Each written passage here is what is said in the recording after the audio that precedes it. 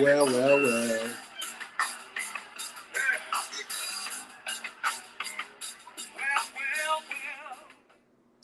Shout out to... Oh, start that shit over, boy.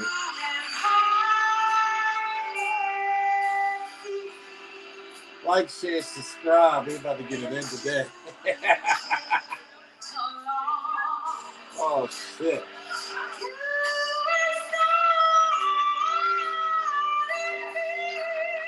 Woo! It's been a hell of a week, hasn't it? How did you just get accepted for a job and you already starting world peace? Wow! In 2 days, you did more than the last two bastards in 4 years.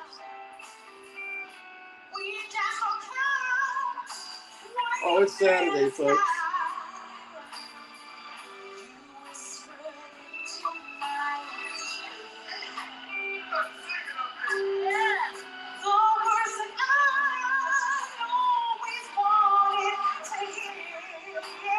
You gotta throw everything back in our face. You're goddamn right.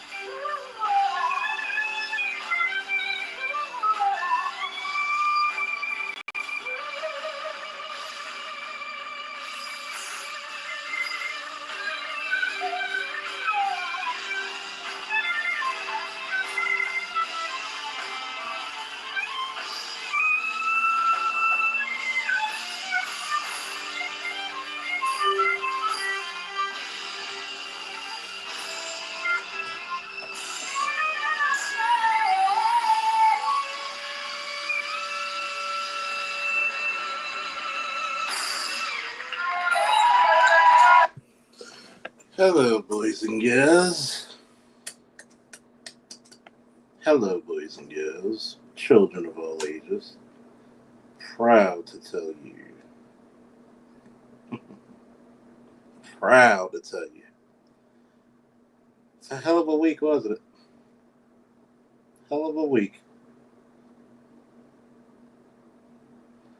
It's funny because I've noticed a few things, right?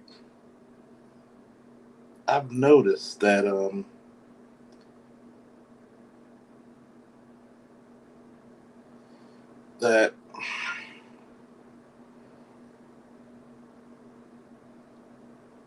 the people who said that Donald Trump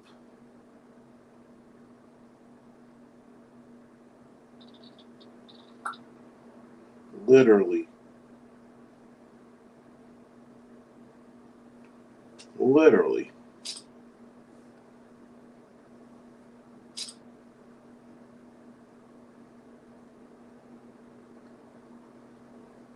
came to bring some hatred.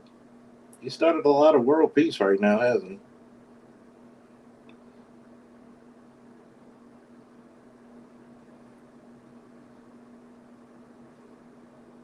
he? Have you noticed that?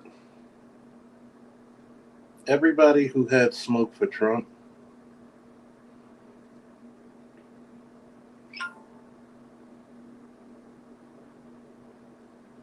everybody who had smoke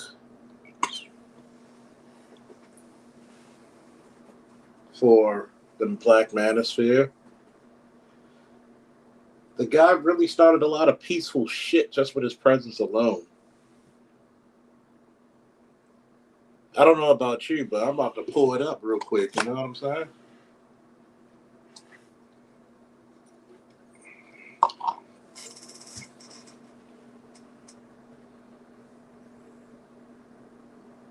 I'm really going to pull it up.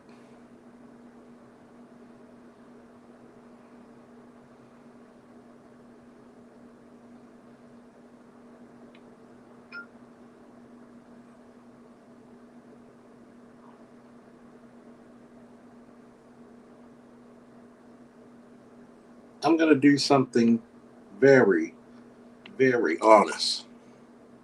You don't have to be the perfect guy, but you have to be the right man or woman for the job.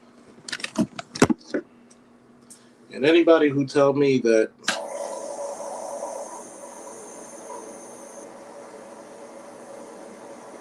President Biden and VP Harris were good for the job, now you're just being a liar.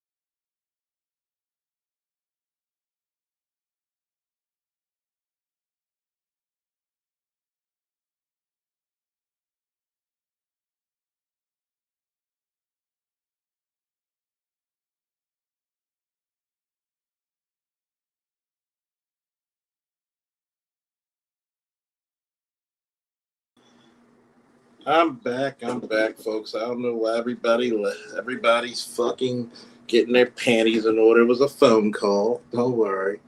For some reason. No, I'm serious. I gotta take my sip. Of some XO because we doing the grown folk shit. Grown folk shit. Should I actually fuck around and just press everybody? Let me try this. Let me try this one.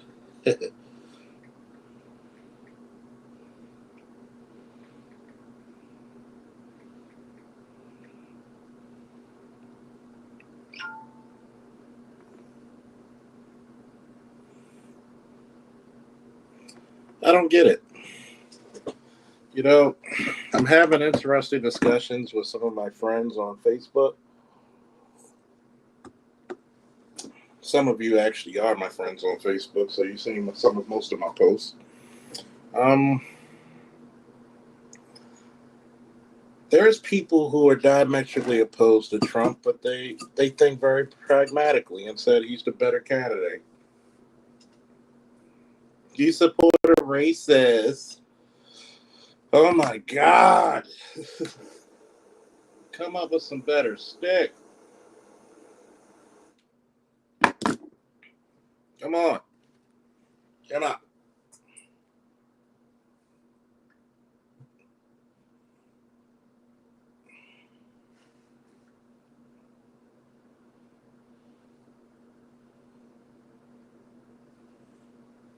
Oh, I got a question. What are the pros and cons of Trump? Okay, here are the pros and cons of Trump. Number one, Trump's been president before. Shout out to my boy Mikey Mike. LL Cool Mike. Ladies love Mike, baby. One of the pros and cons of having Donald Trump in office, he was president before. And he's very accountable, meaning he even said on the Joe Rogan podcast, I trusted people I shouldn't have trusted. I made mistakes. Imagine having 4 years to think about something, to think about all your fuck ups, think about all the things you messed up on, and now to get it right. Number two,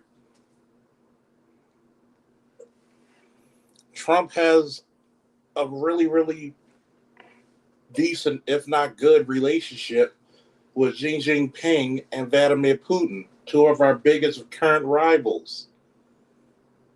Number three,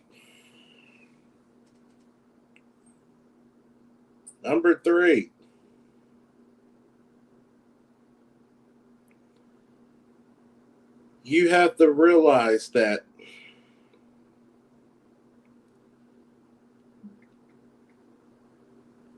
he had time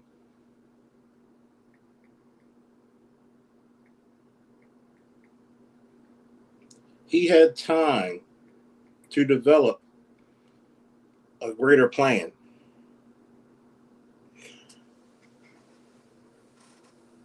One, we need to bring infrastructure back to America. We don't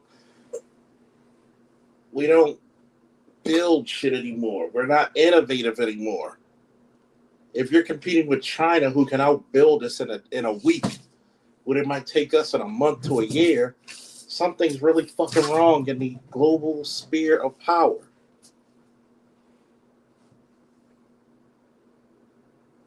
What number am I on? 4 or 5? 4 or 5. He can answer a goddamn question.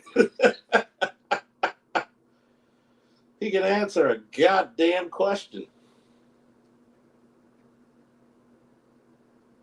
You may not like him, but guess what we always knew?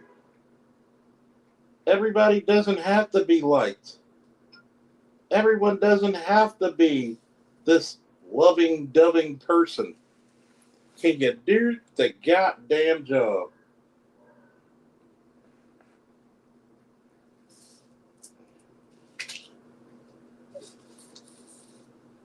That's the question.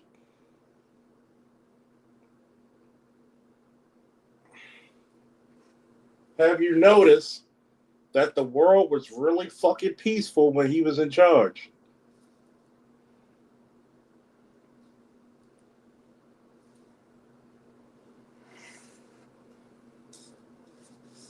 You're going to have to do some fracking. You're going to have to do some innovation.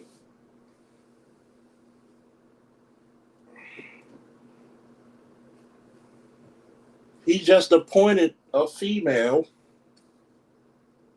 but he's sexist, to his cabinet. One thing you notice historically about Trump, if you do right by him, he never forgets. If you wrong him, he never forgets. Look what happened to Omarosa. He adored and was 10 toes down for that chick. Well, what did she do? She overstepped her boundaries. Never outshined the master. Omarosa should have been on a political freight train right now. Nonstop. Let one of my boys become president. Let me become president. 'Cause gray skies don't mind. We're riding on a groove line tonight.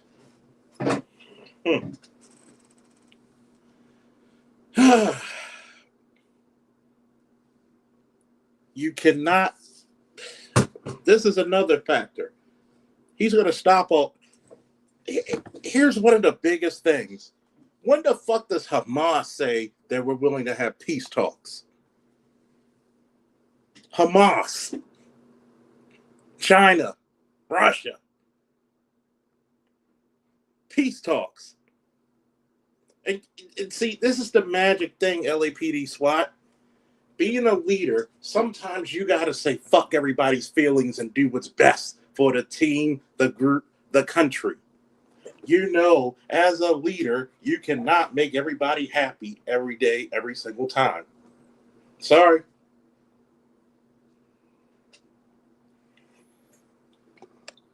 A lot of people think it's sexist. No, you need to bring back masculinity. Toxic masculinity is okay when toxic masculinity is called upon to defend your peasy lives.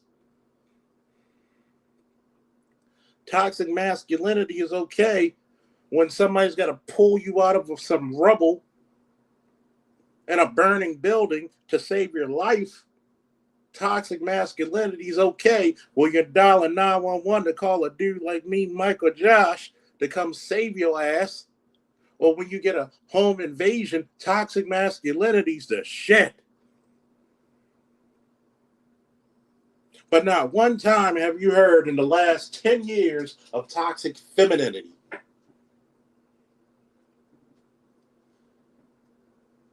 Every misandrous statement made could not be checked.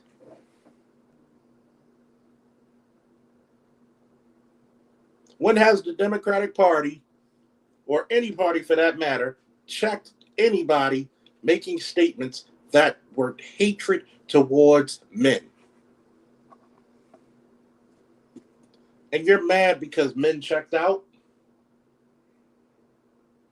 Have you noticed the people who said Trump was about hatred, they're the ones condoning violence?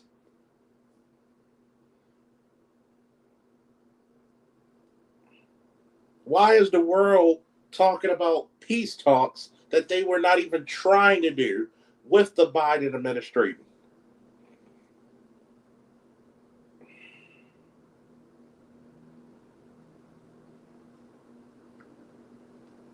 All that shit that you heard about businesses, $20,000 business loans.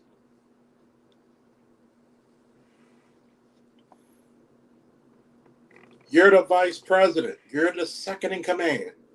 You are the right hand. You're sitting at the right hand of God, and you can't convince him to speak to Congress to do what the shit you would need to do. It's very hard to vote for somebody who sends $200 billion to another country that doesn't have shit to do with us, 60 to another that doesn't have a damn thing to do with us, and 370 mil to Lebanon while people are fucking starving.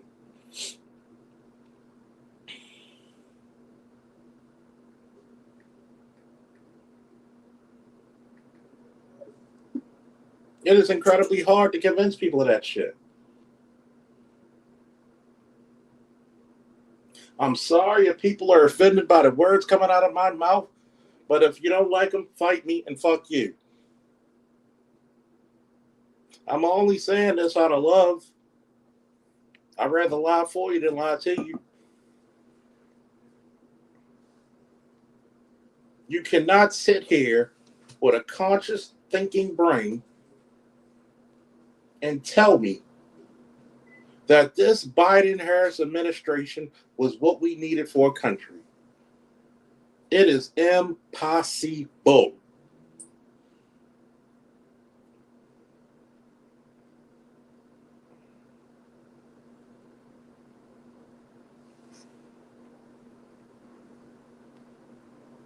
I'm going to tell you this, and I want everybody to listen to me closely.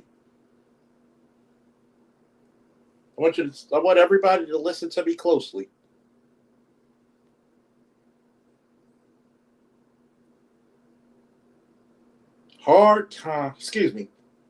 Soft times make soft men. Soft men make hard times. Hard times make hard men. For all the ladies wondering why you can't find a capable man, I can answer that very simply. Who taught them to be soft? Who taught them to downgrade their masculinity? Well, excuse me, let me rephrase it simplistically.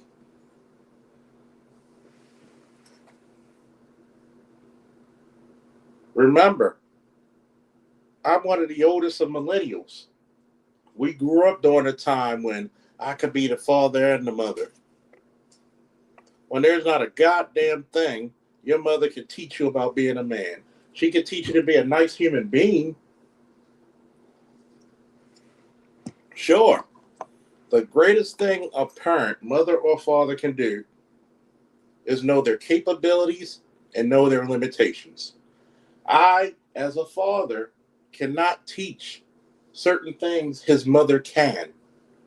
And she even stated there's certain things of being masculinity and being a man I don't know because the world treats and looks and responds to me differently. We had a good ass conversation about this about a week ago.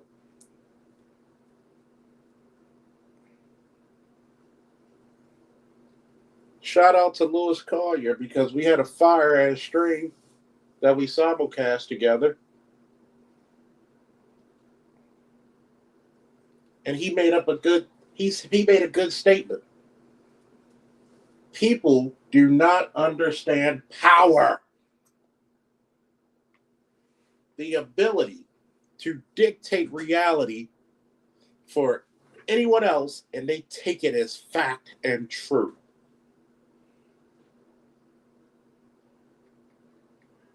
Power cannot be given. It can only be taken.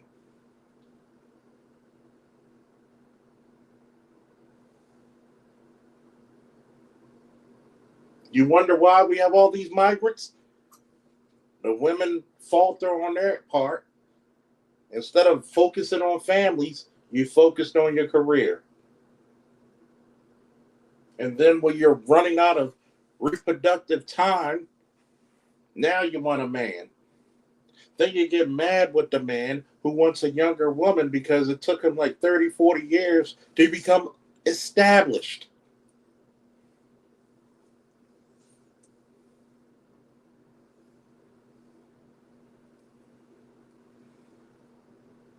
It's no different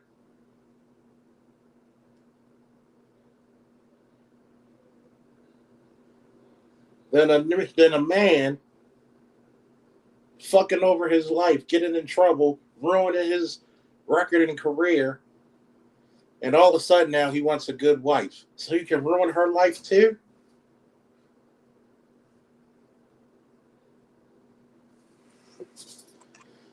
I'm going to say that you need a little bit of fear, not much.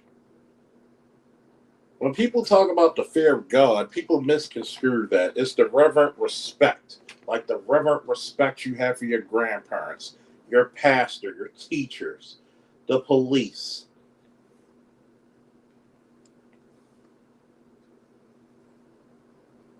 Because you cannot be powerful without respect and a little bit of fear. You can't. You cannot be powerful without that.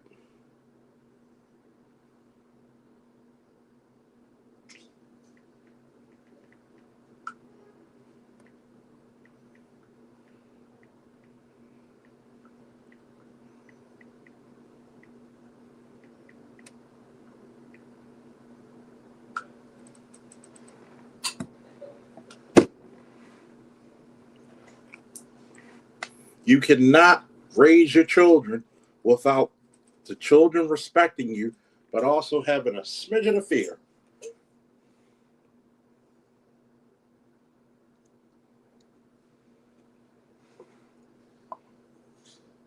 Why? Because as a good leader, and this is the reason why when people talk about the leaders of the community, the leaders of community, when you're a leader, right? A leader has the ability to do two things: reward and punish. How much can black men reward and punish the women of their community? Let's juxtapose that same question, turn it right on its head. How much can black women punish and reward their men? And that tells you who the leaders are very simply.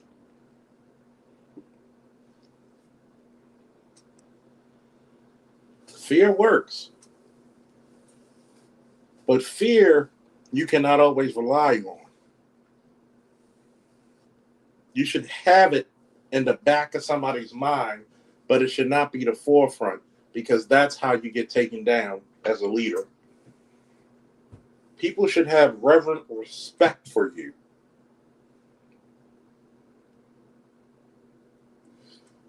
Even in times of disagreements, they should have that level of respect. And what you have seen for the last 4 years with the American, you might as well call it an empire, we have lost a ton of respect in the international world.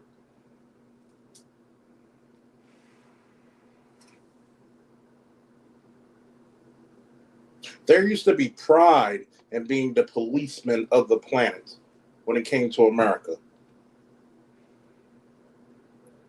We used to be looked at as superheroes when we came to liberate countries. We had dignity and honor. And for all you women who want to talk about women's rights, I'm going to say something very, very, very shocking and transparent to you. How can you vote for a woman who can't tell you what a woman is? How could you? The one thing countries should always protect are women and children. What type of man do I look like having any female associated with me going into a ring boxing with a man, going into a cage, doing mixed martial arts against a man? On the mat, wrestling. Well, then again, I've taught many of girls who've beaten guys in matches, but I had to rough them up. I had to make them rough.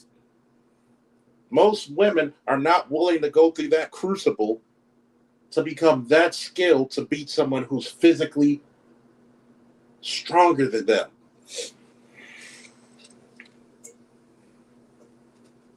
Why are you voting for people who do not believe in your protection?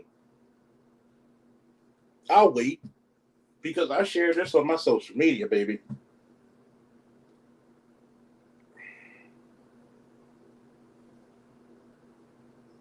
And I'm hoping a lot of people who talking shit on Facebook can come up here live.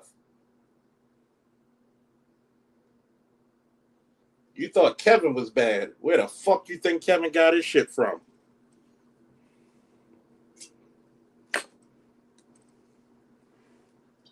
Pour it up, baby. Pour it up, pour it up, pour it up, pour it up. I got my LFD and my XO brandy. I'm ready to go. See, for a lot of people who want to talk about being sexist, see, the one thing about being a hard man is that you always put yourself in front of the women and kids. I remember my son asked me this question when he was yay small. When he was the miniature man. Now he's taller than me. And Charles III asked Little Peanut, well, not so little anymore. He asked, Daddy, what's the difference between the good guys and the bad guys? I looked at him, put him on my knee, because he was about 4 or 5. And I told him, this is the distinct difference between the good guys and the bad guys. The bad guys use human shields. The good guys are the human shields. But y'all don't hear me, though. Y'all don't hear me, though. Somebody put that in the chat for time immemorial. I'm going to say it again. The bad guys use human shields. They utilize human shields. The good guys are the human shields.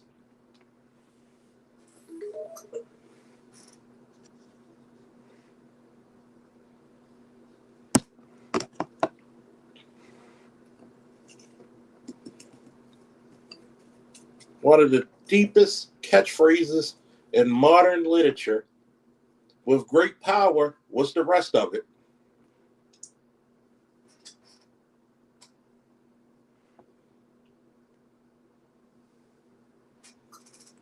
Hold on, folks, for a second.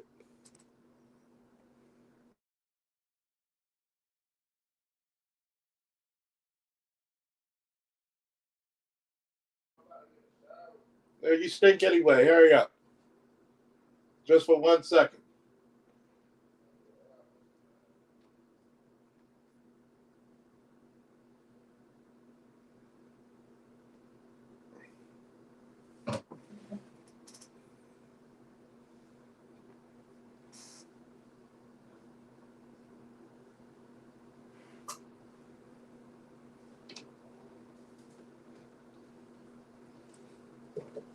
Two quick things.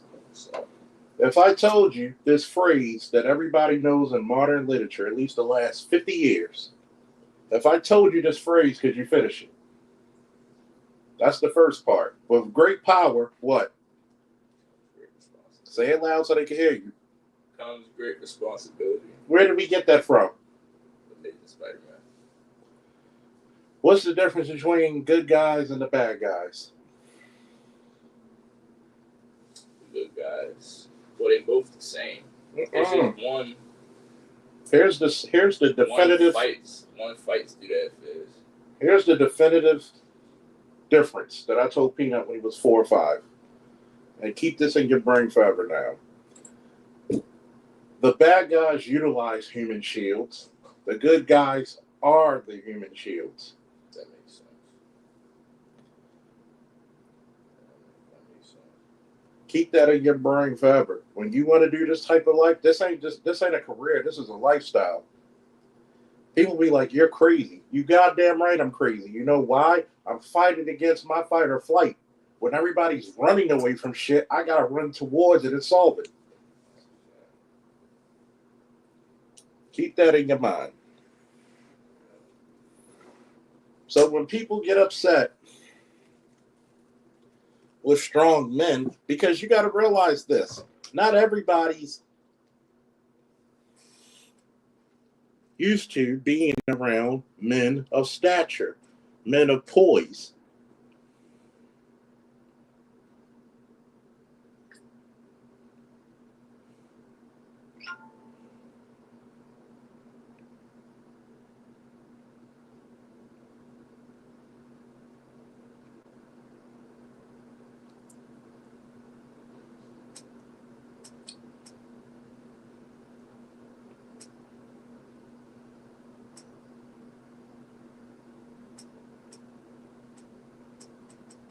People are not used to being around men who say what they mean and mean what they say.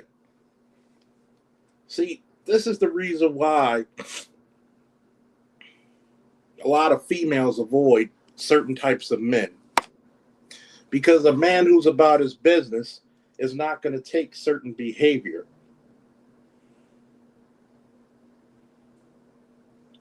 He's going to be phobic.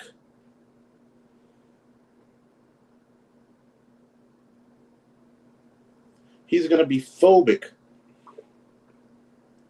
of dumb shit. He's not going to deal with somebody who's going to tear apart his life.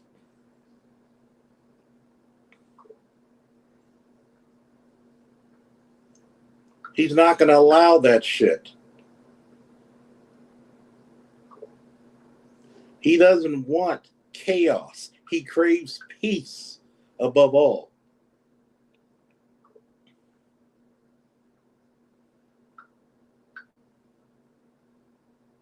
There are too many people out there who thrive in chaos for so long, they don't know what a peaceful day is.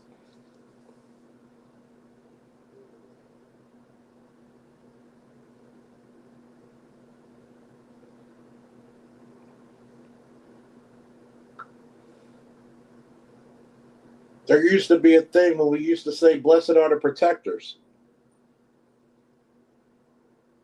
But you shit against them. You shit against them. If a police officer does something that's unlawful, yes, they should be held to a higher standard because we put our faith and trust in them to that higher standard.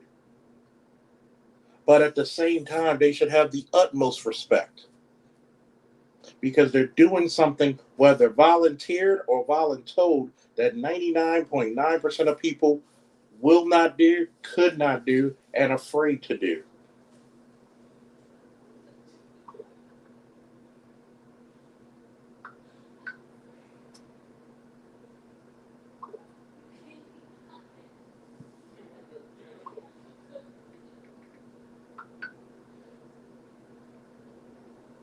See, the problem is this, simply. A lot of people want to be spoken to in a nice tone. Sometimes the best medicine for you is going to be the most bitter tasting. But have you noticed so many people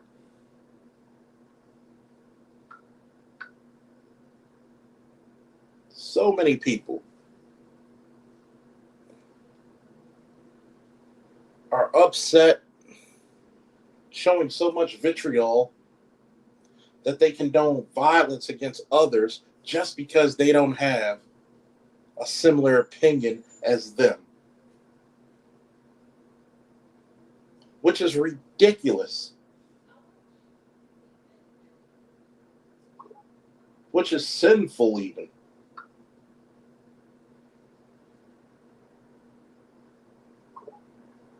Just because you have a difference of opinion, I'm not going to call death and destruction upon you and your family.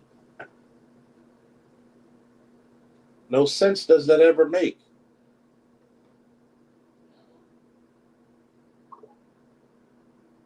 Ladies and gentlemen, listening to my voice now, can we be people of substance, people of intellectual prowess, Can we stop trying to be our lesser selves? Can we stop wallowing in obsolescence?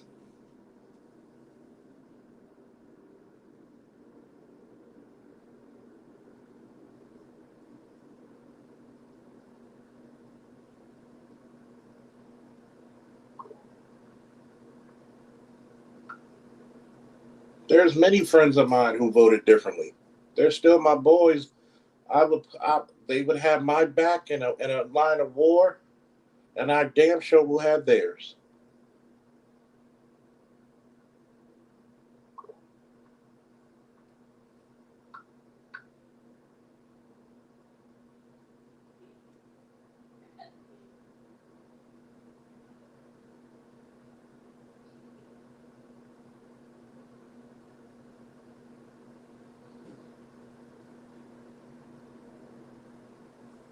But what happens? What happens when our personal feelings, which we should never do when we're thinking pragmatically, get involved?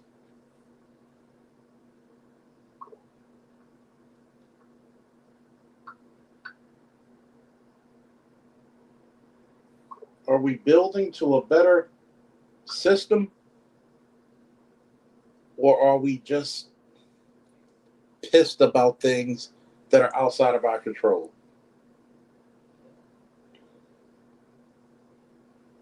Negro, we're black.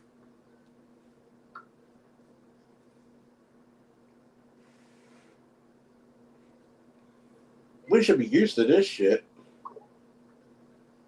We should be used to not having our way all the time. But what does that teach you? It teaches you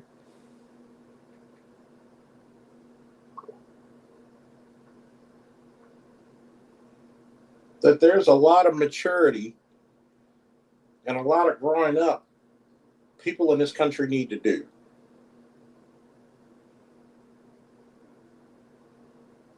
You may not agree with people all the time. God damn it, I don't. But I wish them to prosper like their soul should prosper. Why do you want the president to fail? If they fail, guess who's going to take the blunt force trauma? It's you.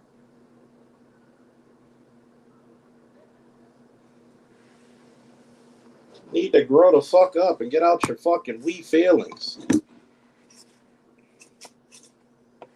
The sun's gonna come out tomorrow, little orphan Annie. Gotta light my cigar real quick. Gotta light my cigar. Put the banner on. I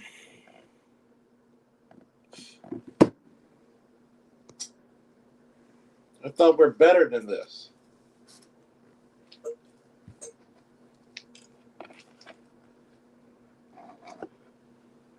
Especially black people. I grew up during a time when no child was denied a plate, a roof over their head, and clothes on their back, even if they weren't your children.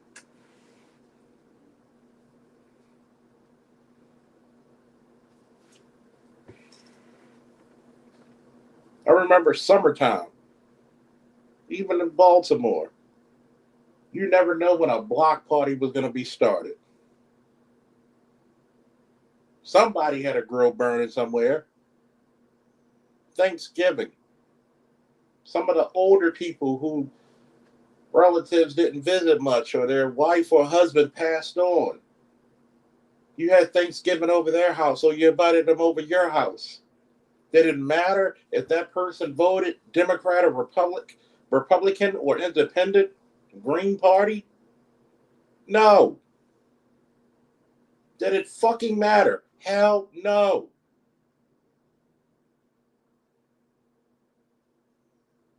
I remember when drug dealers used to be on the corner and seen an old lady getting her grocery and would carry her bags.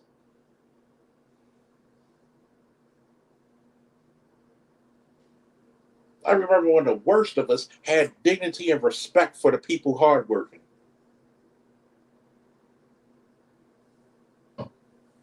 There were times you didn't have to put up a sign, no drug dealing, whatever number of feet from the school or yards.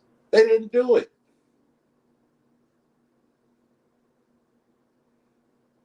And I'm not condoning that shit. I'm just talking about a time when we had some dignity, some respect, some decorum.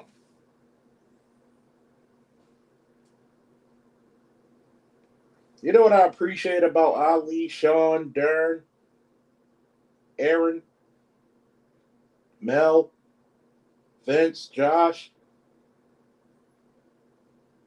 the other Sean, Brett?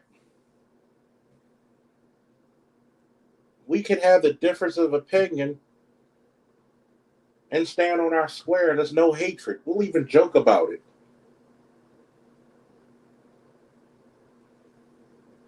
Because we saw life differently. We became better men about it. We became wiser. We'll call each other, having wise counsel. I need somebody to put this in the chat real quick. You can never truly have friends if your friends can't check you on certain shit. You could never truly call that person a friend if they can never truly check you on certain shit. Example. 2 examples. Darren was my second in command for the first time we were hired for security for BlurCon. And Brett was the second in command for the second time. 2 times they came to me, the commander and the owner of the company, and they didn't agree with something or they had to check with something. And we had friendly discord.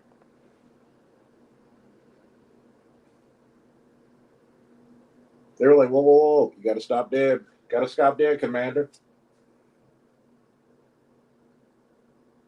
I was like, what's going on?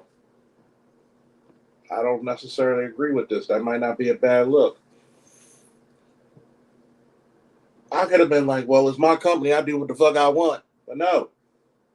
All right, you see something I don't. What you see? Because obviously I'm going in blind. And because we sat down and talked about it, or they didn't understand the tactics I was using, we talked about it, or I didn't understand what they were doing, and we talked about it. The mission moved on smoothly.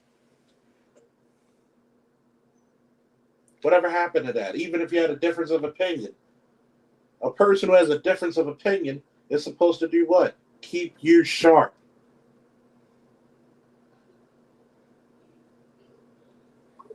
That difference of opinion is supposed to keep you sharp.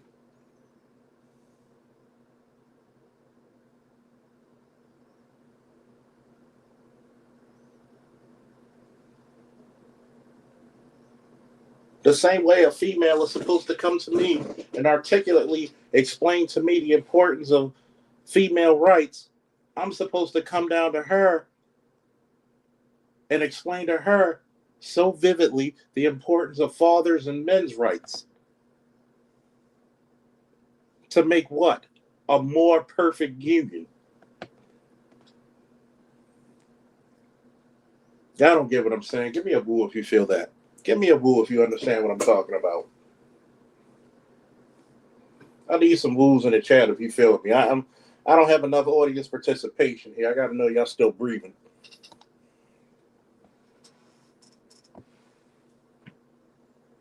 Man, this cigar, this liquor hitting. Don't forget to like, share, subscribe. Hit that Cash App if you feel as though you're getting something out of this. But I noticed all the people who talked about peace are becoming violent, hostile. Hey, what's up, Brett?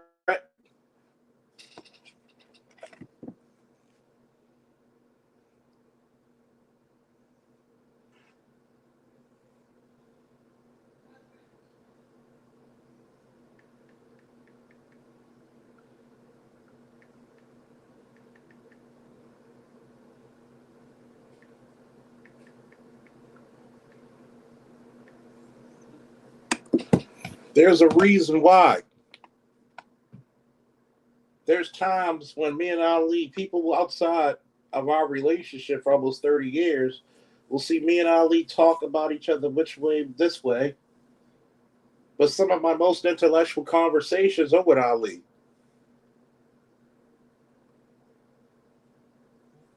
I have other intellectual conversations with Darren, Sean, both Seans, Josh, and others. We don't kiss each other's asses. There's some ugly truths we have to tell each other.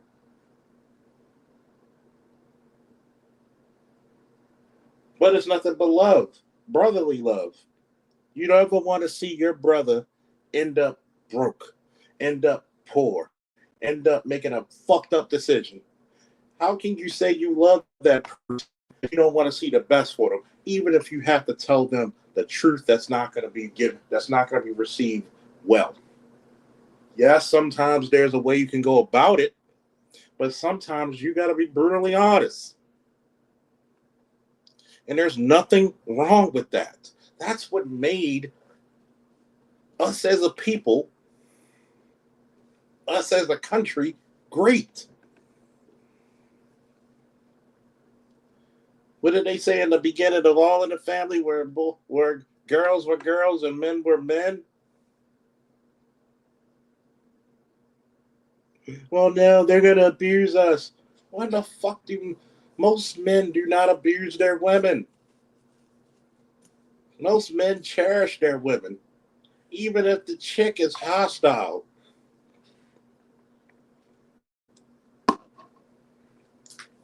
Even if she's hostile. Remember, some of the most beautiful music came from the 50s to the 80s.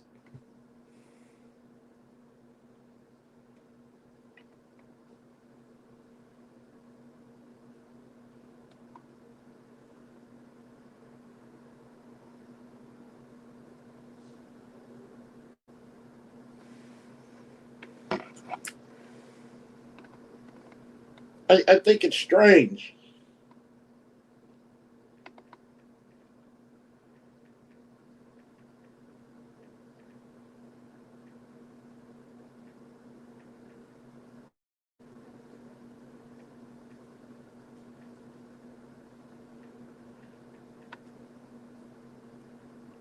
I think it's strange when you can't go to your brother or your sister and get wise counsel.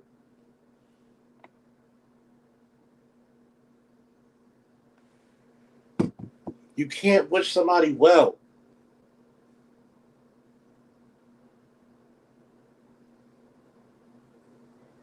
And the Islamic faith, peace be upon you. What did that wise man who's now with the universe, the creator, say? I wish you happy feelings. Shout out to Frankie Beverly. May he rest in peace, paradise, and power.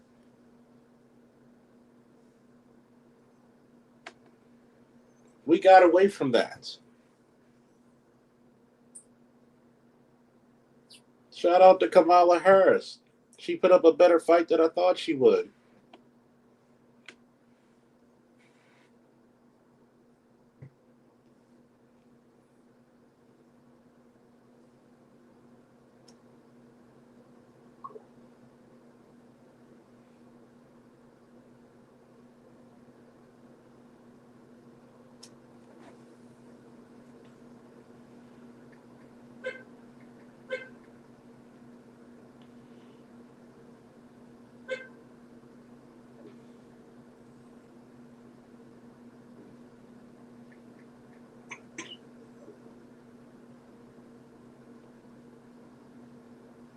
Think about it.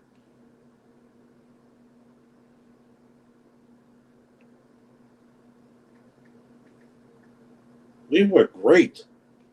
The reason why they called us kings is because you put a black man to work. You put a great black woman behind him.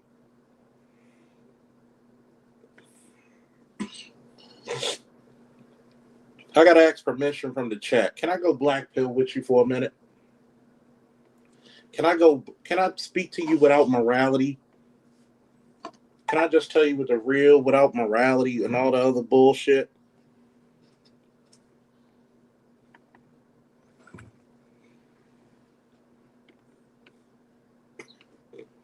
I want to tell you that. See, there's a misconception of black women being the backbone of the black community. You never were.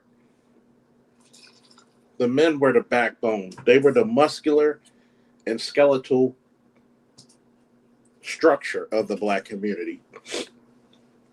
They were the minds. Once upon a time, you were actually the heart of the community. You were the morality of the community. The immorally beautiful Felicia Rashad said it best. Where the women go, so will the culture. You think that you're the backbone, but when you put the woman at the backbone, all you're going to get is either scoliosis or multiple sclerosis.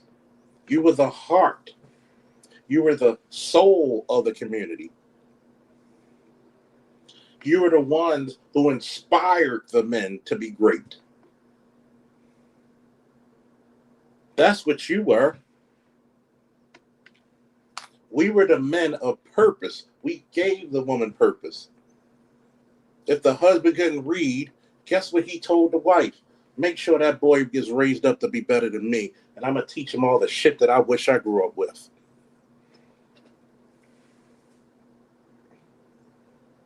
But have you noticed, people?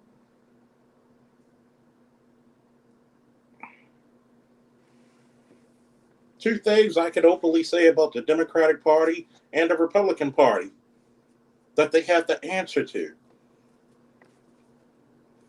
Number one, the Democratic Party was hell-bent on the destruction and the separation of the black man and black woman. You wanted to single-handedly dismantle the black family. The Republican Party needs to answer, why was your party a safe haven for white supremacists?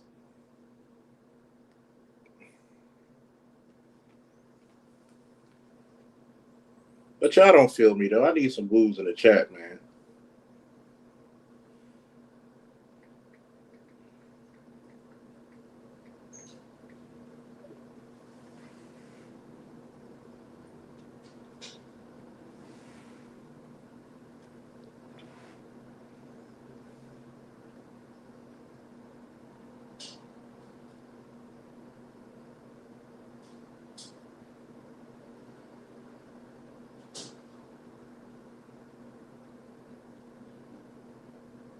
Y'all don't hear me, though. You're too busy being emotional, but y'all don't hear me.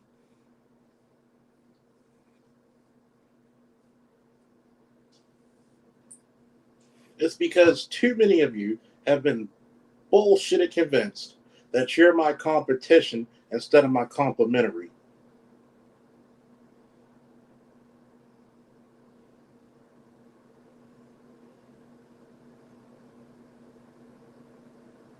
Do I need to say it again for the Negroes in the back? Too many of you have been convinced to be my competition instead of my complementary.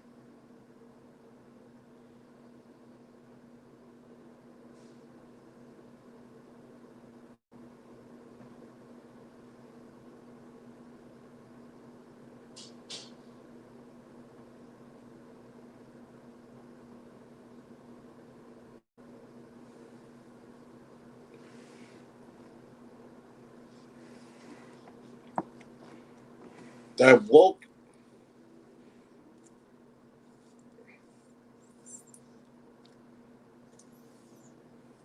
Shout out to the snowman.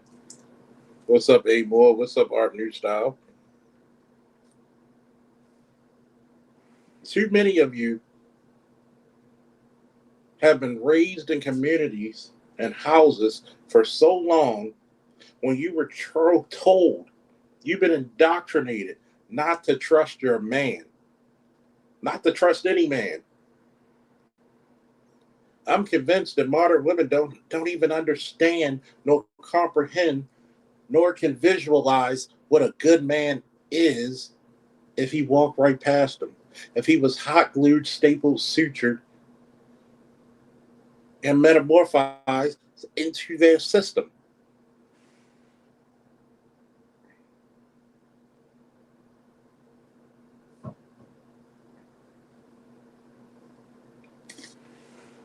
You might even have to do a little bit of transmutation.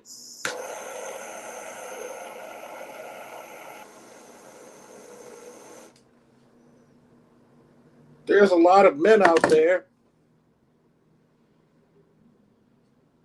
who don't even know what a good woman look like because of so much scheming that happened in our community that you don't even know what it looks like. You have no you have no comprehension of what it even feels to be around a good woman.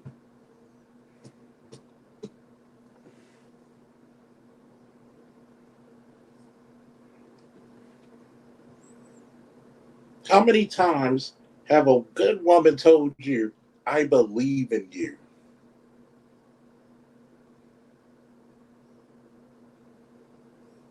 I know that you can make it.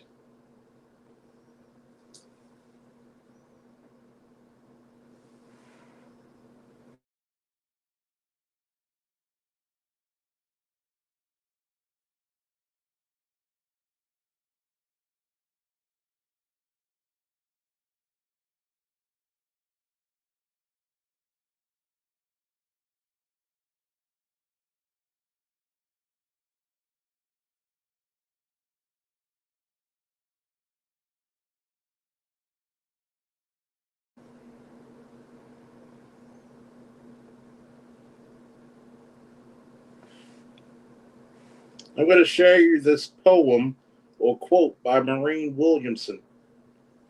Our deepest fears is not that we are inadequate. Our deepest fears is that we are powerful beyond belief and measure. It is our light, not our darkness, that most frightens us. We ask ourselves, who am I to be brilliant, gorgeous, talented, fabulous? Actually, who are you not to be? You are a child of God. Your playing small does not serve the world. There is nothing enlightened about shrinking so that other people won't feel insecure around you. We are all meant to shine as children do. We are all born to manifest the glory of God that is within us. It's not just some of us, it's in everyone. And as we let our light shine, we unconsciously give others permission to do the same. As we are liberated from our fears, our presence automatically liberates others. Whatever happened to that? Whatever happened to that?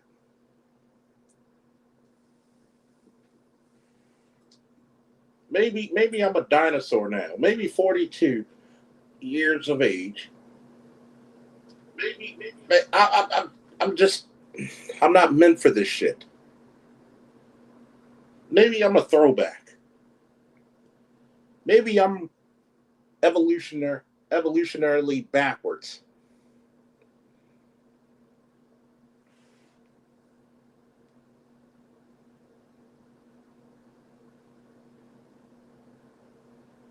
But have you noticed the people who said such and such a racist, a warmonger, they hate women? The entire world says opposite of you.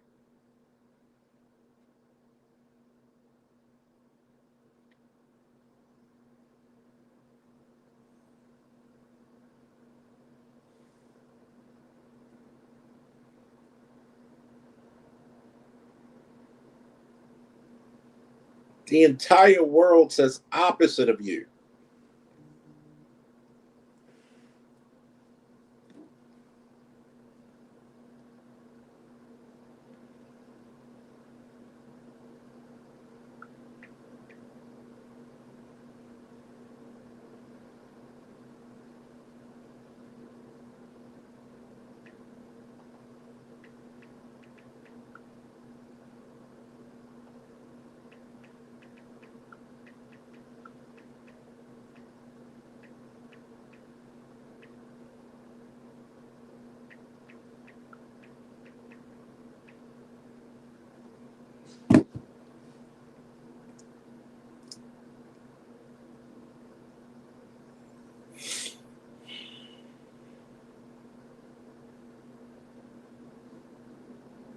There was a time, and I understand the reasons why the black man and black woman was more married than any other demographic in this country. Maybe even the entire planet at one time. We had a strategy. There is no me without you. There's no you without me. That prophet Frankie Beverly said, "We are one."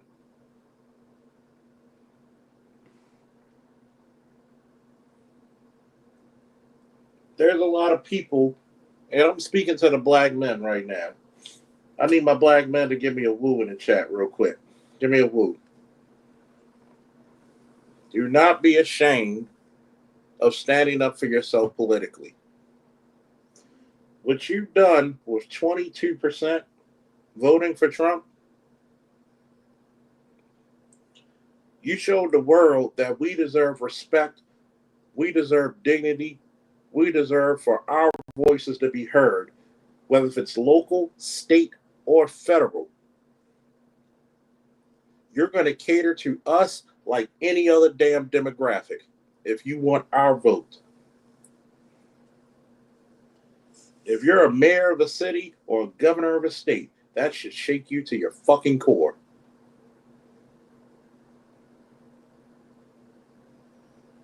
Gone are the days where black men are gonna get along just to stay along.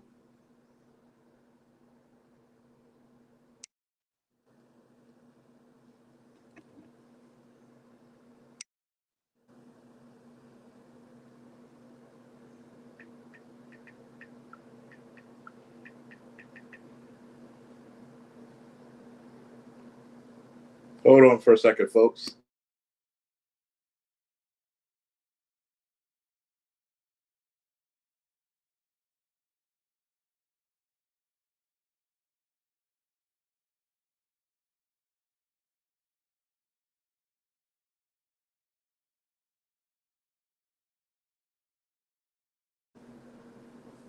There used to be a time where we looked out for each other. We didn't look down upon each other because we all knew bad times was coming. Some had it a little bit better, some had it worse. We had each other's backs.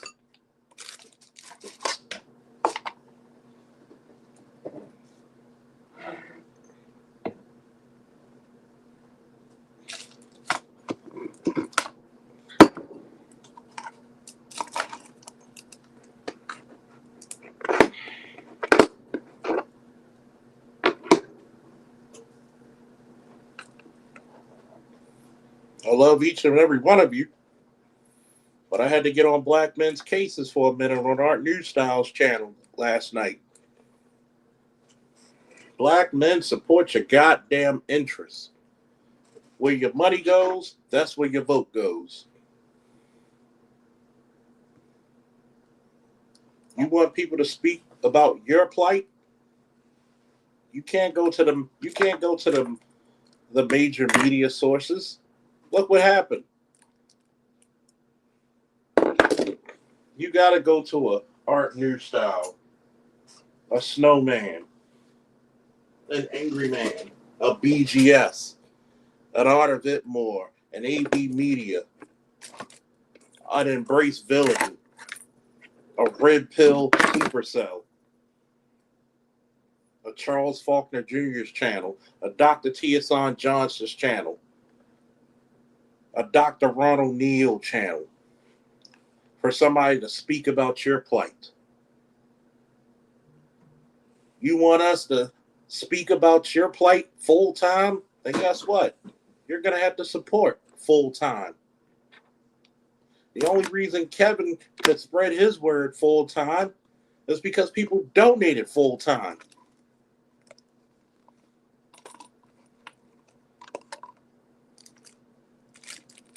We can't be cheap.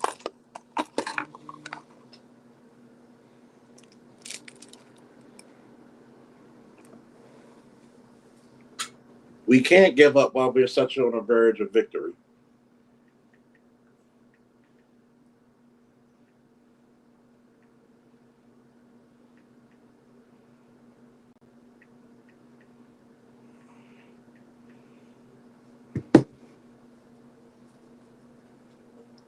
You want to hear sports from a red pill lens? Go to Snowman. You want to hear about a guy who got connections with Jesus himself? Go to Art New Styles channel.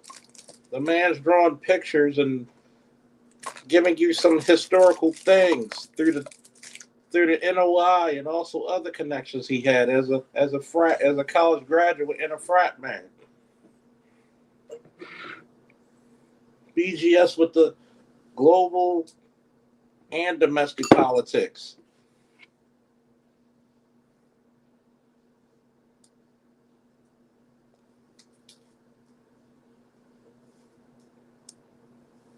That's funny, Superfly Gamer. He said a lot of women in my family that said they're sitting this one out still got mad Trump won. Why? Shout out to my boy Mike. Been a cop longer than me, probably.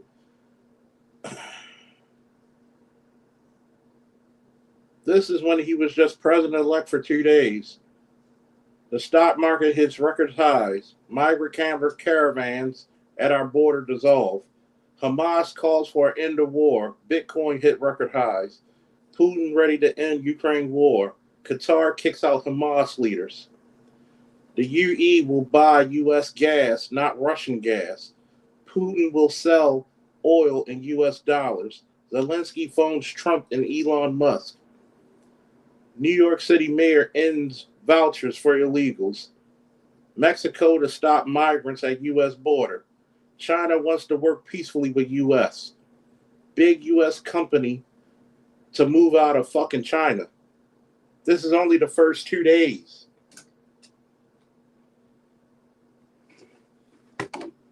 Like them, love them, or hate them, you got to give the devil their due.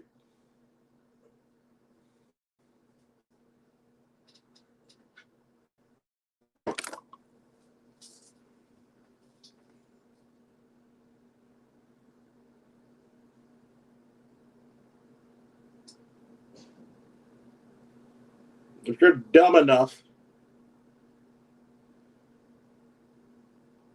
to go by hearsay,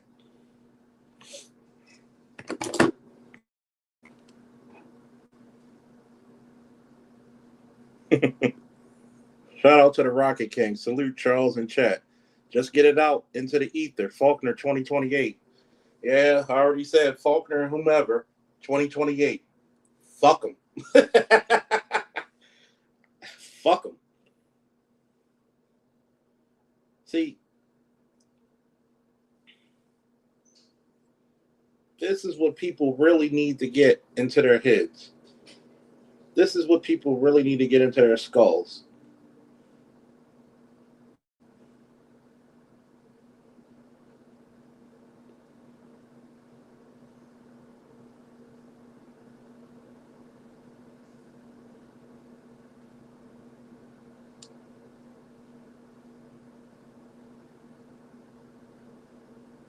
You got to be ahead of the curve, or you're going to always be forever behind it.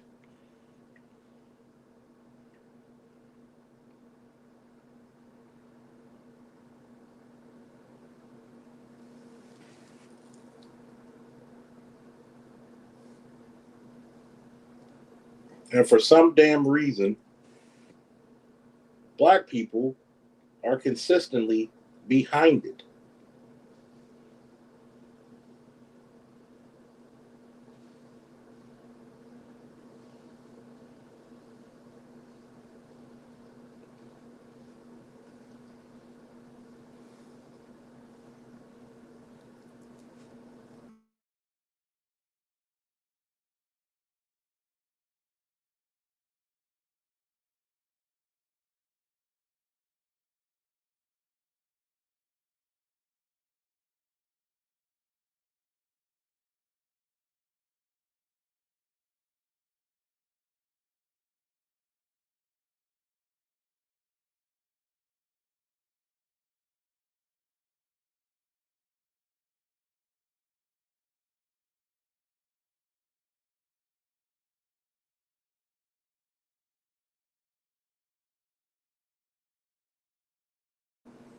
Right now, Donald Trump is fucking Thanos with the Infinity Gauntlet. And here's a quote from Thanos: "You cannot live with your own failure. Where did that bring you? Back to me." Damn. Damn. Damn.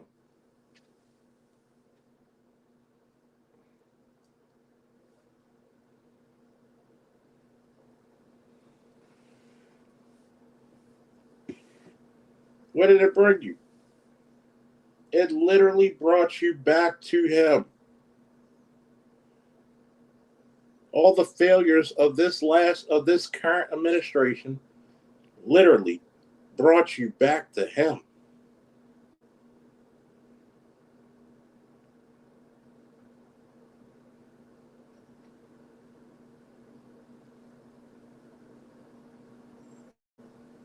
And for all the haters out there, here's a very popular Thanos quote: "I know what it is. I know what it's like to lose, to feel so desperate that you're right, yet fail to nothingness."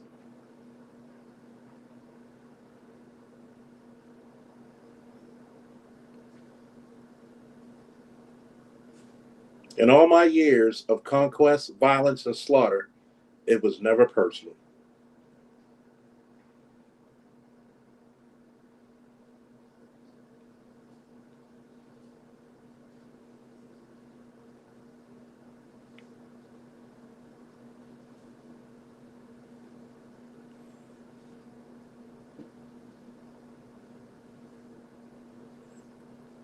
Here's another Thanos quote: "I ignored my destiny once.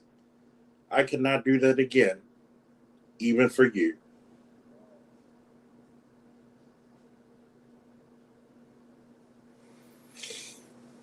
Here's one definitely Donald Trump can really spew: "You should have gone for the head."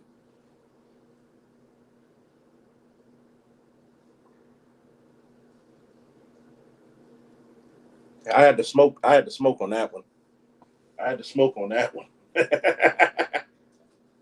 I had to smoke on that one. I had to smoke on that one.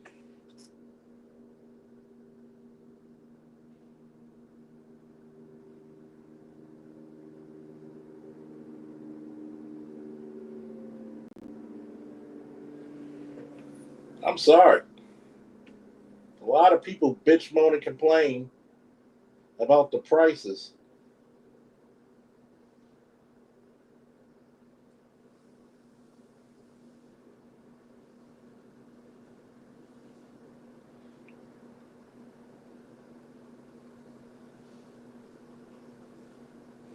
Snowman, shit. The story you could tell with surviving cancer and blood clots. God damn. Superheroes ain't got shit on you.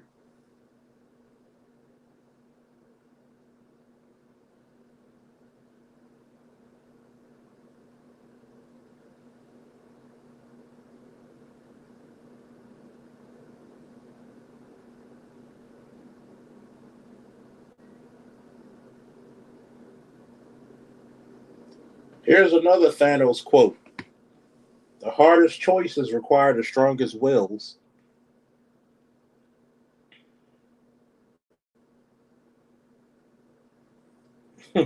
Probably one of his most famous quotes: "Dread it, run from it, destiny arrives, all the same. And now it's here, or shall I say, I am."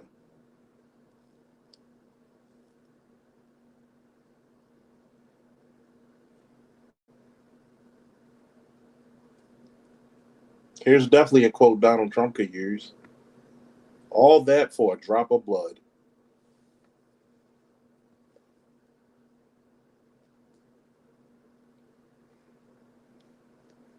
And I'm not even trolling anymore. See, this lets you know the selfishness that people actually do have. You don't want a better union.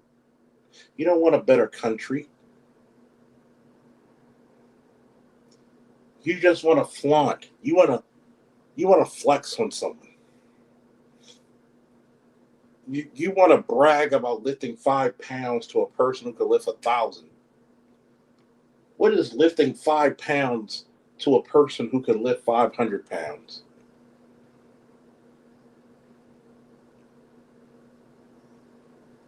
They're lifting 100 times more than you. You're not even in the equation anymore.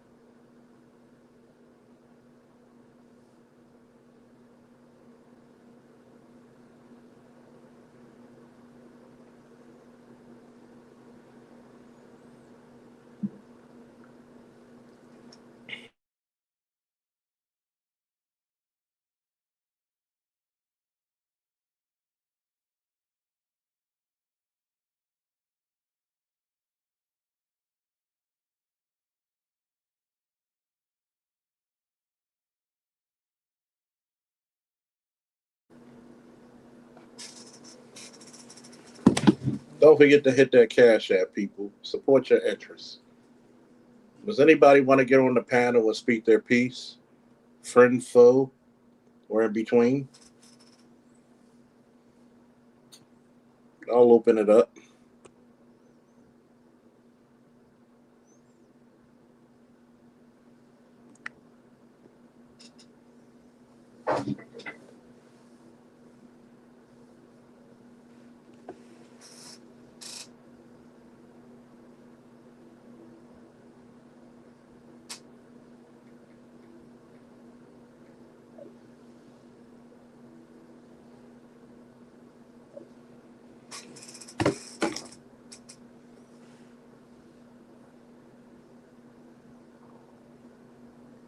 See, sometimes you got to be an asshole to get shit right.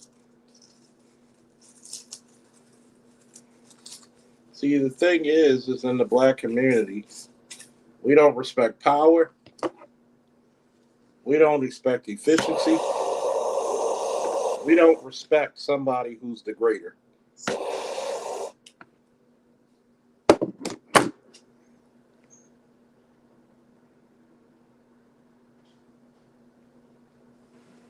I can draw, but I'm man enough to tell you that art new style is vastly my superior.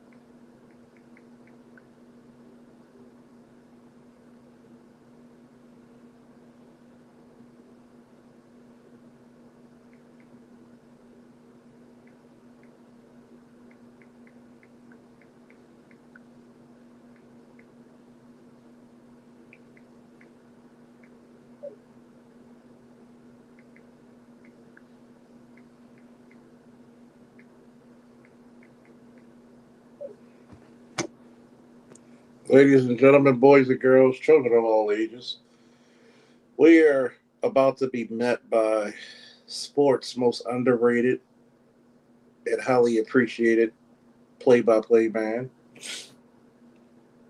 I'm gonna call out this man's future, whether he knows it or not.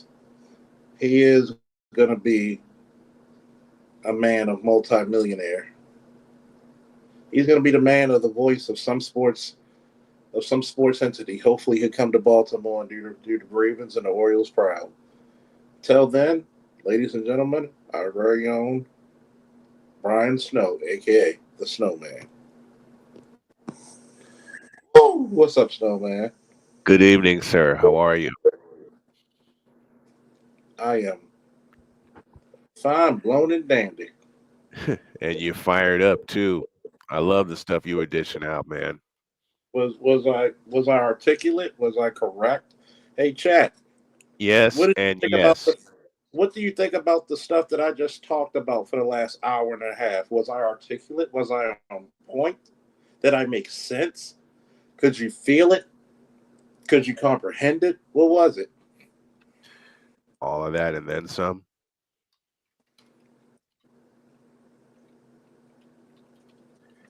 All of that and then some. If you think about this shit, there's a lot of Thanos quotes President-elect Trump can utilize. Mm-hmm. He could write a whole speech from Thanos. You should have gone for the head. Shoot, that's what I want to read back this quote for people who just got here. When people try to say about his assassination attempt, this is a Thanos quote. Undying, you should choose your words more carefully. Uh-huh. Here's another one. You're not the only one cursed with knowledge. Boy, Fine. I can use that on quite a few people. Fine. I'll do it myself. Yep. Here's the one that really says it. All that for a drop of blood. That's one I love in particular. Dread it, run from it, destiny arrives, all the same. Mm-hmm. And now it's here, or shall I say, I am. The hardest choices require the strongest wills. Ain't that the truth? Hey, is Wolf, did you love my did you like my Black Ops matches? Hopefully y'all like them. Here's one. I'm a survivor. That's me every day. That's me every day. Here's a last Thanos quote that he can really utilize. Reality is often disappointing. Now reality can be whatever I want. Mm-hmm. Reality can be whatever I want it to be. Because Duke University Cancer Center told my wife to put me in a box. They told Jody, get your affairs in order. And we weren't having it.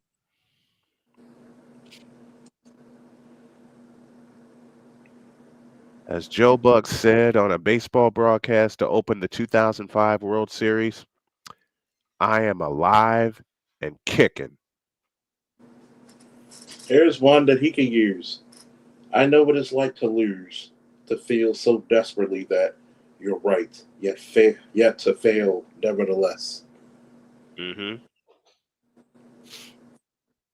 Hell, I'll use that one. Oh, here's the deepest quote he can use. I would use this shit at my State of the Union address. You cannot live with your own failure. Where did that bring you? Back to me. Back to me. Mm. That's a mic drop moment if I ever heard one.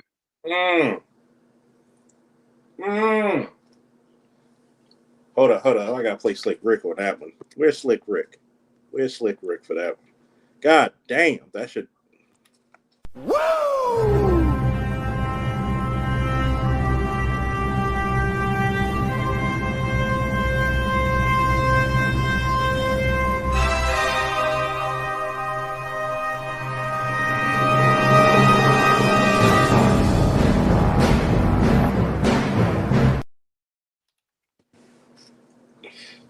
Oh yeah, I might as well play the other one. You may as well. I might as well play the other two. Play the other one. Let me. When you defeated cancer, Snowman, did you feel powerful? Fuck yeah, I did. No, change my answer. Let me change my answer. Fuck yeah, I do. Did you feel like the most powerful man in the universe? Yep. And here we go. By the power of Grayskull.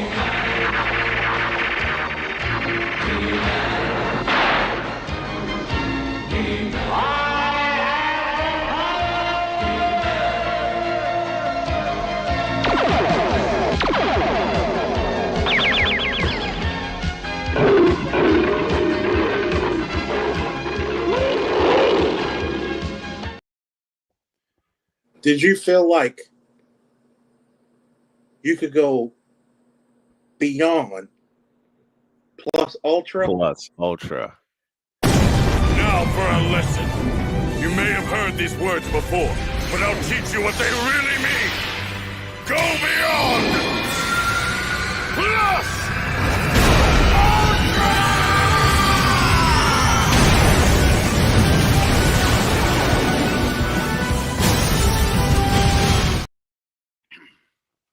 And then some.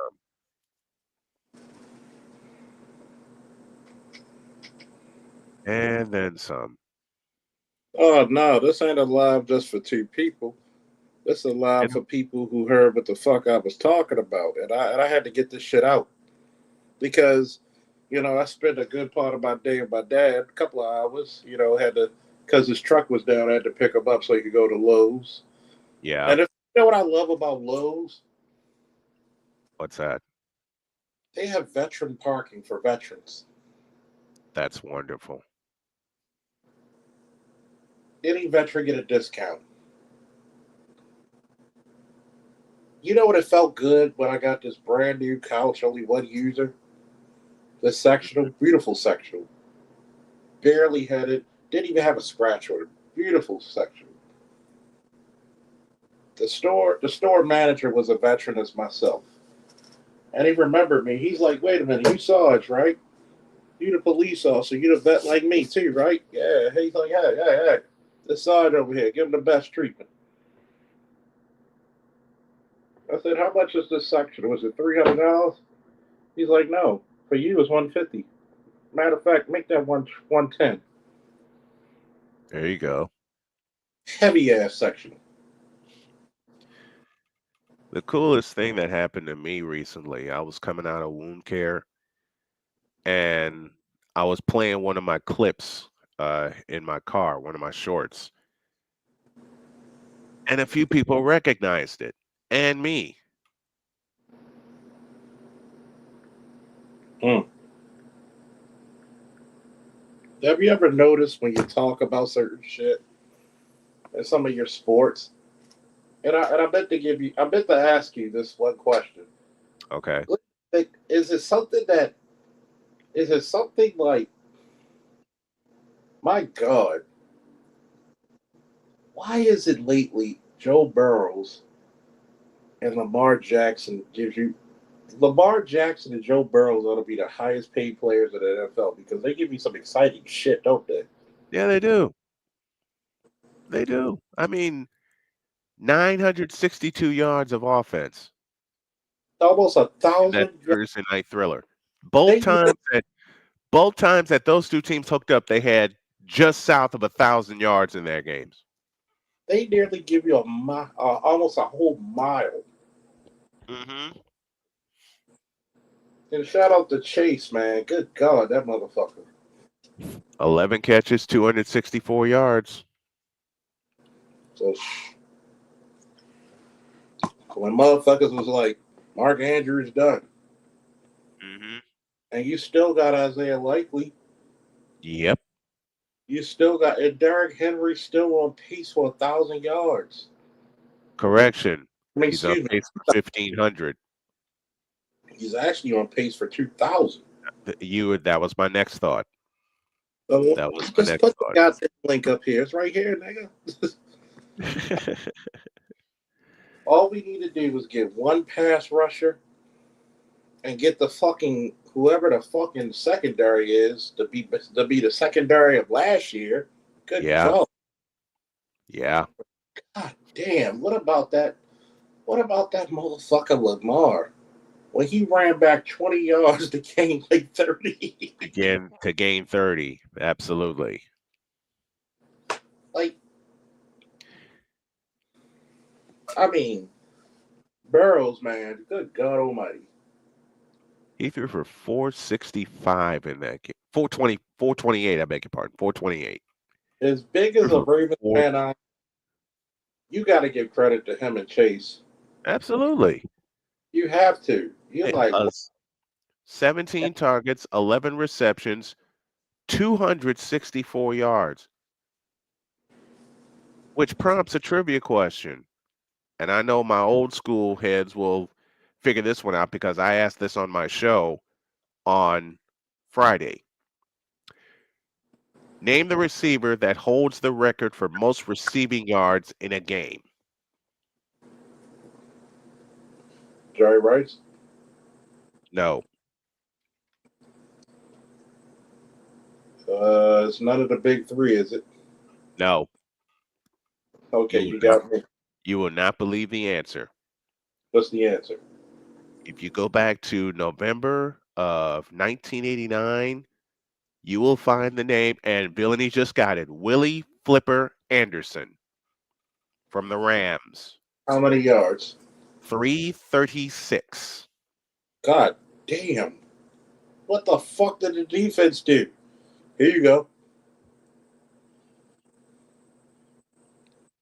13, 13 receptions, 336 yards, and that game went to overtime. 1913 Rams. Wow. You people probably didn't even perceive what the fuck they were watching. No, no. My You know, family and I watched that, and my family and I watched that entire game, which is one thing I miss about Dad. you We know, watched that entire game. What's up, AL Evans? What's good? You absolutely correct. It was Flipper Anderson, and Yep. that record has not yet to be It broken. it And is not touched. you've seen thousands upon thousands of stallion receivers. Hmm. I'm the best. I'm this. I'm that. No, until you break that one single game. Until you break that Shut single up. record. Everybody shut up. The number one receiver in the NFL who ever played, his name was Jerry Rice. He wore 80. Statistically speaking, overall. And that's one record Jerry could never get. And that's one record Jerry always wanted, but never could get. Never And could when get he it. could get. Not in the offense he played in. But I'm here on behalf of my belated grandfather. Today would have been his 91st birthday.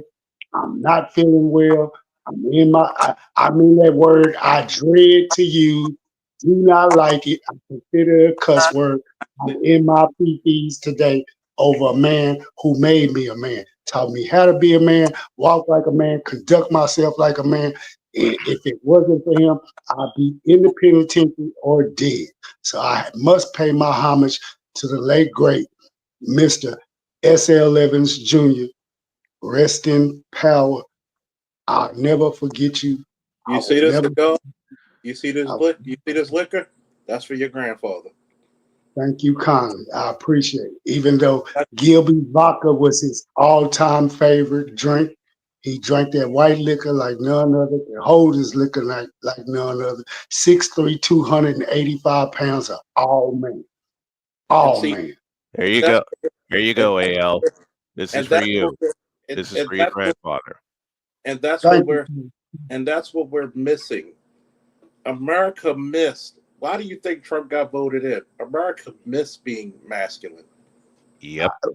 Chuck, I've been screaming this all week. A lot Yeah, of yeah. y'all been Said it. sneaking, The next a said lot of y'all been sneaking and laughing, but this is the truth. Listen to me. This is the truth. This election was a referendum and a mandate and a all-out blitz, and it was like I said again, a referendum for manned, MAN, kind, KIND, mankind. Two baseballs and a baseball bat. And if you have those tools between your waist, in between your legs.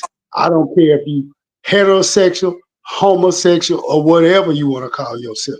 If you got those tools between your legs, this was a vote for mankind. And if you didn't place your bet on Donald Cheeto and the Republican Party to bring back mankind, something is fundamentally wrong with you in the brain. I'm sorry. I don't care what you say or what you think. Period, point blank. This was a referendum for mankind, two baseballs and a baseball bat. And every man who cast a vote or set out not to cast a vote for that but JJ, I am so proud of you. We are 0-2 in presidential elections for females becoming president, POTUS of the United States of America. Not one time in my 51 years of life have I ever had of a JJ be my commander in chief, and I'm not gonna have one. Mankind would not allow it. I'm sorry. We I did had, good. We did good by mankind, gentlemen, and I'm proud of all of us. I had to take another sip for you because, one, I got to give you your credit. Because, one, when you said landslide, you weren't lying. Yeah, They're still, go they're ahead, still, go ahead. they're still counting popular votes and electoral college votes for Trump. He's over 300 now, 310. He's going to be even higher than that when it's all said and done. And they're literally trying to play it down like it wasn't. It isn't a big deal, a big thing. It really is a big deal for the simple fact they know he's about to make history with this popular vote, POTUS, the Senate, and the House. Y'all, hey, America has spoken. So guess what? But her liberal ass feminists, broads who want all the support from the alphabet community, we have spoken. Y'all reign of terror is over. It is over. And guess what? Ain't no going back. We're real men and real men with wives who honor the principle God, man, woman, child. We're not taking this anymore. We messed up when we allowed y'all to have same-sex marriages. And we said, once we open up this Pandora's box, ain't no closing. Okay, no, we know we can't close it, but what we about to do is tamper your ability to run roughshod over the American public because it is more of us, more normal, nuclear people like us who we're sick and tired of this. Y'all have literally ran roughshod trying to walk up into these elementary schools and these secondary schools and read all kinds of filth and garbage to our children. And then when somebody tries to check you on it, you want to go run and hide behind your little alphabet capes. No, we got the right to, no, we don't want that. You teach that to you and yours. You don't come into a public school that my tax dollars, Charles' tax dollars, Snowman's tax dollars pay and think you got the right and ability to read that filth to us and to promote it and to say, guess what? It's cool that these kids can go in the same restroom together. Oh, hell no. If it wasn't kosher when I was being brought up and it wasn't kosher when BGS was being brought up and Charles was being brought up and Snowman was being brought up, it's not kosher. It's not. Let me put it to you this way, right? Have I ever denied that women do some things better than men? Nope. And there are some things women do. Hell, the greatest sniper on the planet is a woman in Russia. I forget her name. She got over 350 fucking confirmed kills. But guess what? But if I gave you what research has taught us, I would put a woman who's only 5'3", 5'2", in a tree somewhere because she's lighter, she's flexible. She gonna get them kills. Let her back me up while we go through that fucking building. I bet you we're gonna be good. I bet you the mission's gonna be absolute. You give me a woman who down enough, you train her up to take them elements, you put her with the right gear, the right weaponry, the right training, the right squad, the right scouter, she gonna get you what she gets you. See, this is a sniper is not just a person who pulls a fucking trigger from a long distance. How well are women's observational skills? Very good. Too damn good. But they don't use it for good. They use it for evil. I'm sorry. I'm a call a spade a spade. I'm not here to Marty collar, sugarcoat, blow smoke up your ass. Man, look, if they would follow like they supposed to, like they were meant to do, and listen to comprehend versus only listening to answer, they would be in a far better off place. But guess what? Their destructive nature, their ill-tempered nature, they what overall resting bitch face nature won't allow it. They're insufferable. They want to be insufferable about everything. in anything. And I always play the woe is me card. And I am a victim. No, you're not. You got two arms, two legs, two ears, two eyes, a mouth, and a nose, and an ass. Use them logically. But I'm gonna ask you this question: am I wrong when I make the statement that men give women purpose, women give men inspiration? Correct. There's no falsehood statement in that statement. Everything is factual and actual. Why? See, even when my parents were married and we were young, my father drove a cab 60 hours a week, right? And that probably wasn't his only job. It wasn't. He put, when me and my brother were walking, we used to get mad splinters. This is the 80s. Imagine the 80s, you had a washer and dryer in your house, which was rare during the 80s. Imagine having fresh, brand new carpet through the house because you got tired of your kids getting splinters. TVs in every room, VCR in every room, brand new furniture. You had he bought my mother a Firebird and him a Bronco. You know what you described, Chuck? You described middle class black people at that time living high on the hog, but they did it humbly and modestly. That's what you. If you had two cars, which we had, you had a washer and dryer, which we had, and we had carpet in the house from the master bedroom to the hallway to the main living room, and, and you had AC and heat, and you had color television set in two or more rooms. You was doing good. And a VCR. And this is a couple that lived in East Baltimore. There was not one toy of the 80s cartoons I did not have. From Thundercats to He-Man to Silverhawks to Transformers. Let me paint this picture for you. Mm-hmm. I strive to be half the man he is. And there's two men that my father strived to be. His father, God rest his soul, and my mother's father, God rest his soul now, I'm such a shock. I can't believe he's no longer with us, even at 92.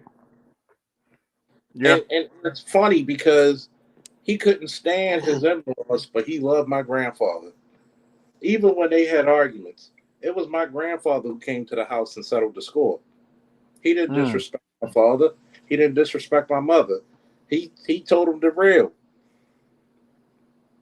And it was nothing but respect from both. We paid $1,200 for that headstone. And guess what that headstone gonna have? It's gonna have his favorite car, Lincoln Town Car, engraved on it. Mm.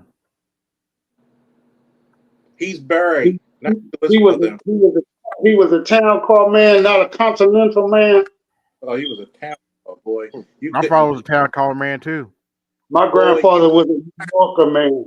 He loved those goddamn Chrysler New Yorkers, boy. But But, I'm talking. my When I had my Cadillac, and my whole mission was to do one mission. When I had my Seville, I made sure that motherfucker was clean head to toe. mm-hmm. Shined up the seat, shined up the dash, shined up the car. Had the rims reflective, just so I could drive my granddaddy in it and see and show him. See, what would you make me do? Mm. How old were you at the time? Oh, oh, come back, masculinity. Even back in the day, speaking of the LGBT. Oh, it's making a comeback. His name is Don Cheeto. Masculinity is back. Don't worry about a comeback. We back.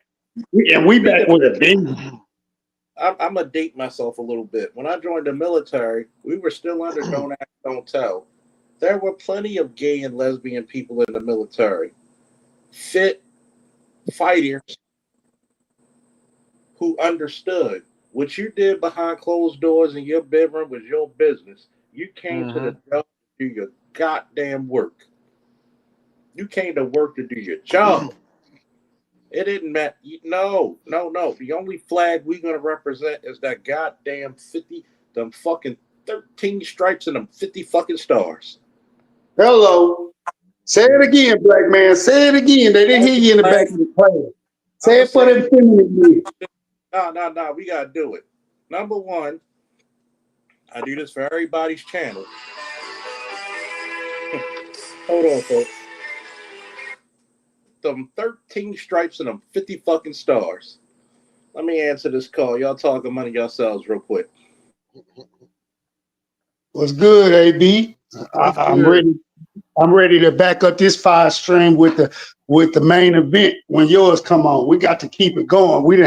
This has been the greatest week for mankind that mankind has ever seen, man. We are reclaiming courtesy of Don Cheeto our manhood back, whether they like it or not. Boy, Don't worry. I got plenty of crash outs to show. Quick question, L, can you hear me? Yeah, I can hear you loud and clear. Go ahead, sir. All right, what's up, brothers? What's the deal with? I'm not in the loop. What's the deal with Don Cheadle and this masculinity thing? Of course, I know who that is. What did he do something or say something relevant? Yeah, he reclaimed it Tuesday night. He reclaimed it for all of us, and I'm so proud of him. I am proud. I'm proud. I mean, how? I can look it up, but how so? He became president. Hello, Don masculinity. Oh, man! I'm thinking you talking about the actor. God damn it! No, I'm talking about not Don Cheeto. I'm talking about Don Cheeto. Yeah, Don got Cheeto. you. Because of his complexion. Yeah, I get it. Yeah, I especially gave him that nickname during his first term, 2 years in. I told BGS, no, everybody, Donald Trump, no, that's Don Cheeto. That's Don Cheeto. Because remember, hey, think about it. Every day you saw him as POTUS, that face got oranger and oranger. He had to make sure not go see no pale white face out there. He had to keep that tan going. So that's why we call him Don Cheeto. Okay. Yeah, I've heard you say that a few times on Roger Report Live. Yeah. That's our running joke. That's his nickname. He's Don Cheeto. That'll work. Yeah.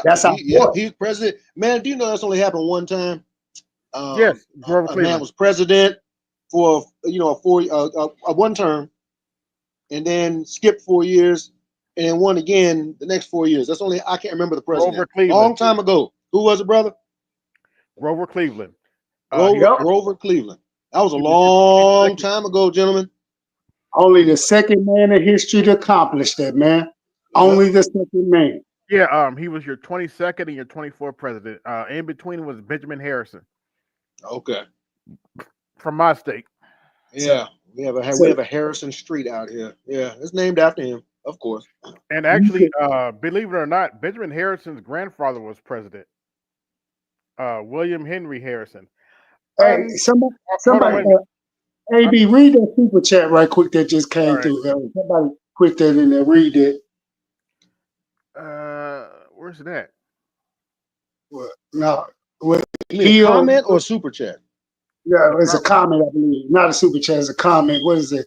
I'm loving life again, even though same people crashed out on me because of the result.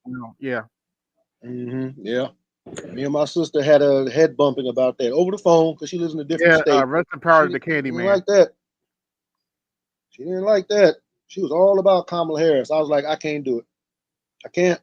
She's not a leader. She's not presidential. I can't do it. Nope. She didn't like that. She weighed, real quick. I weighed the options, man. She almost got me. Y'all. I thought about it a couple of days before going into that voting booth. And, she mentioned him possibly inciting that January 6th insurrection. She mentioned all them ads. Hold on. She mentioned all them ads he put in the paper when the Central Park 5 were being detained. I'll just put it that way. now called the Exonerated Five. I'm sure y'all know that. Because he did put ads in the paper talking about keep him in there, convict him. And then there was the condo building, I think, or penthouse in I think Manhattan, where he was refusing to rent to black folk even if they had the money. Those are the three worst things, in my opinion, he's ever done. So I weighed him, man. I weighed him. Like, that is a lot of rough shit. However, I had to put that to the side and think about how this man is good with economies and structuring. I would even say structuring American society. Yeah, he's an ass. Look, man, Donald Trump is an asshole. Yeah. All right, he is. He's an egomaniac. I mean, my God, I was like, you know what? He's actually been pretty nice. Choices, he was the best. I mean, let's be honest, fellas. We really didn't have two great picks for this presidential election.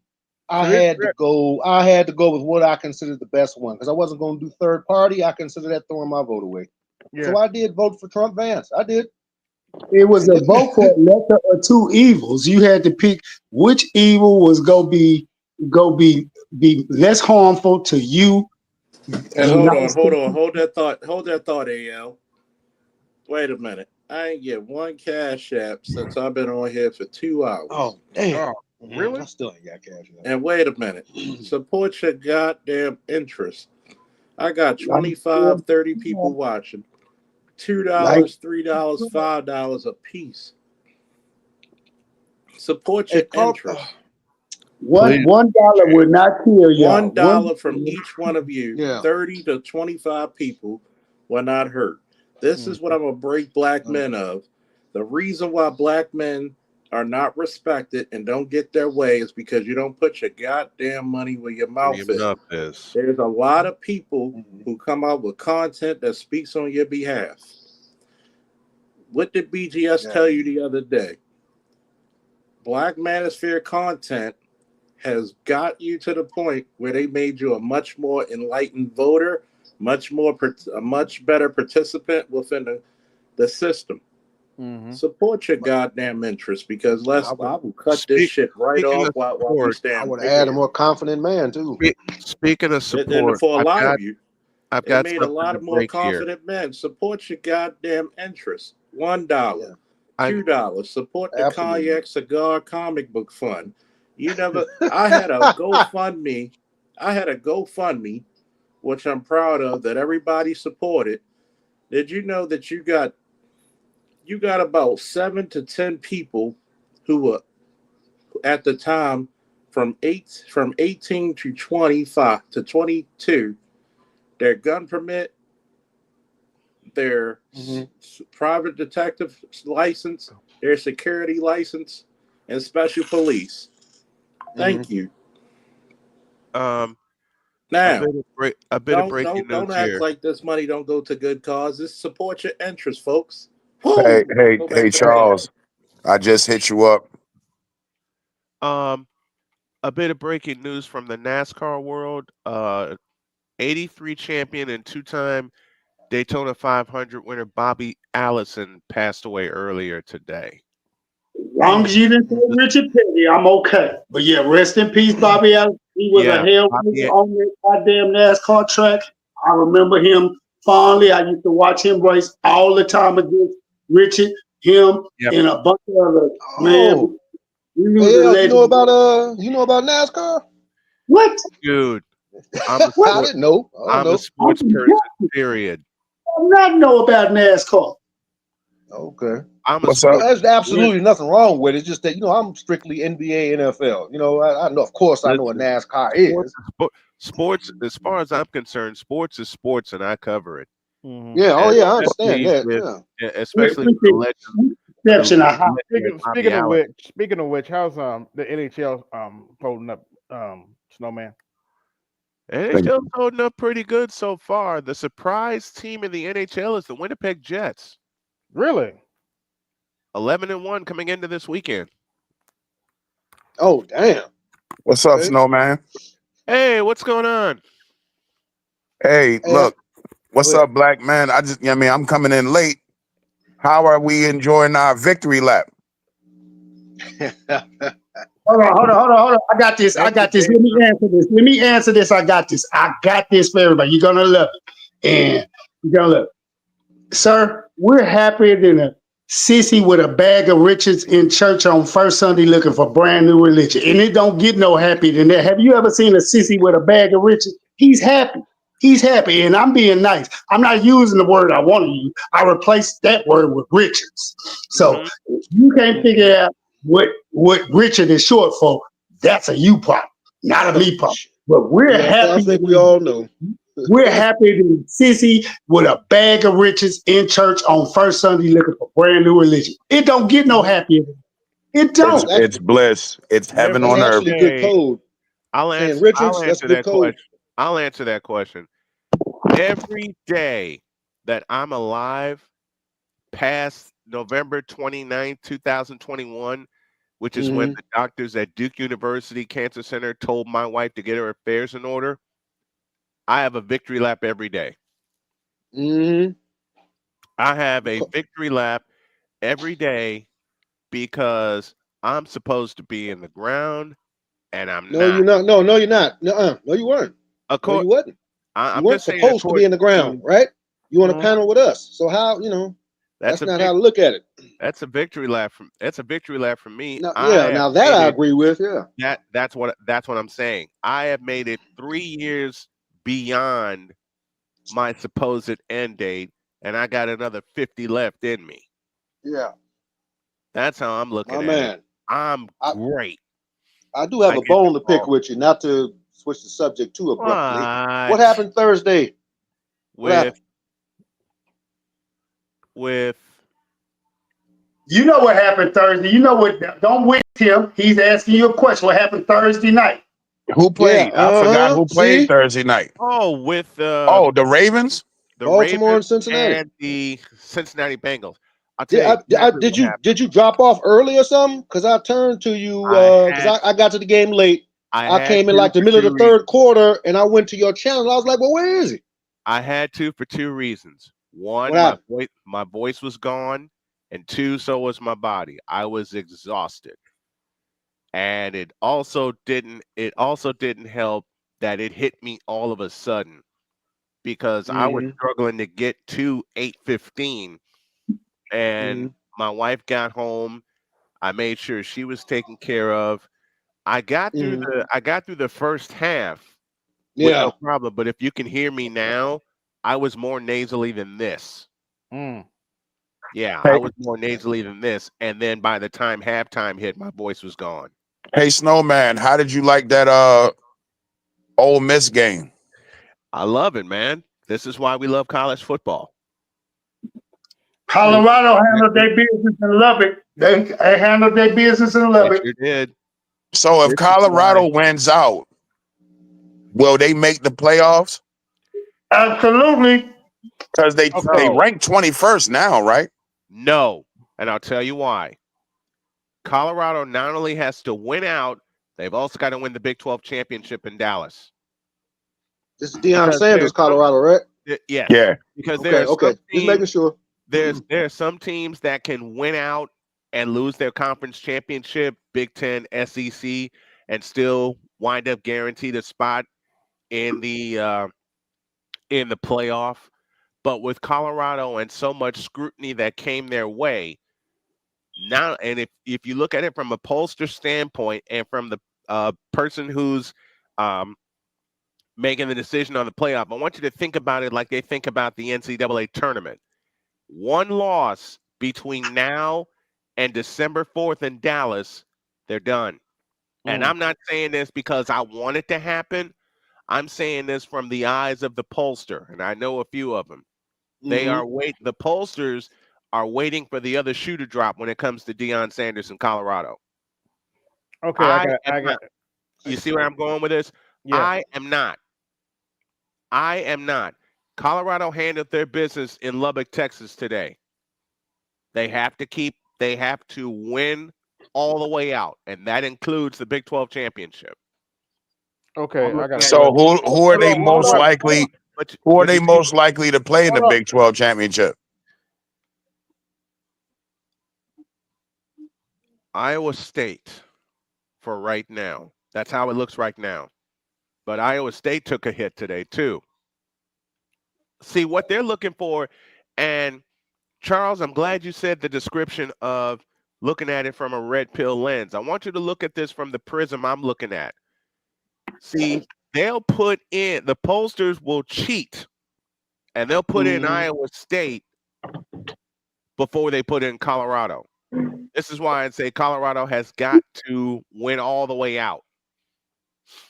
Because as it stands right now, it is excuse me, it is Iowa State and Colorado that will play in Dallas for the Big 12 championship. That's how it looks right now. We don't know how it will look.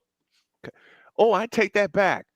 They will not play Iowa State because Iowa State lost. The team that they would play, should they win all the way out regular season, would be BYU. Absolutely. I'm like, how could you not remember? Yes, they're gonna have to. They still have to play Brigham Young in the regular season game before the Big 12 championship. Before the Big 12 championship. If they beat BYU, they will be number one front seed runners for the Big 12 championship, and it will be a rematch. It will be a rematch. It indeed will be. So Colorado has got to win all the way out, and which means it's going to wind up being Colorado and BYU twice for the Big 12 championship. Once for the regular season championship, and the second time for the Big 12 title. Let's go. Yeah, I guess the BCS.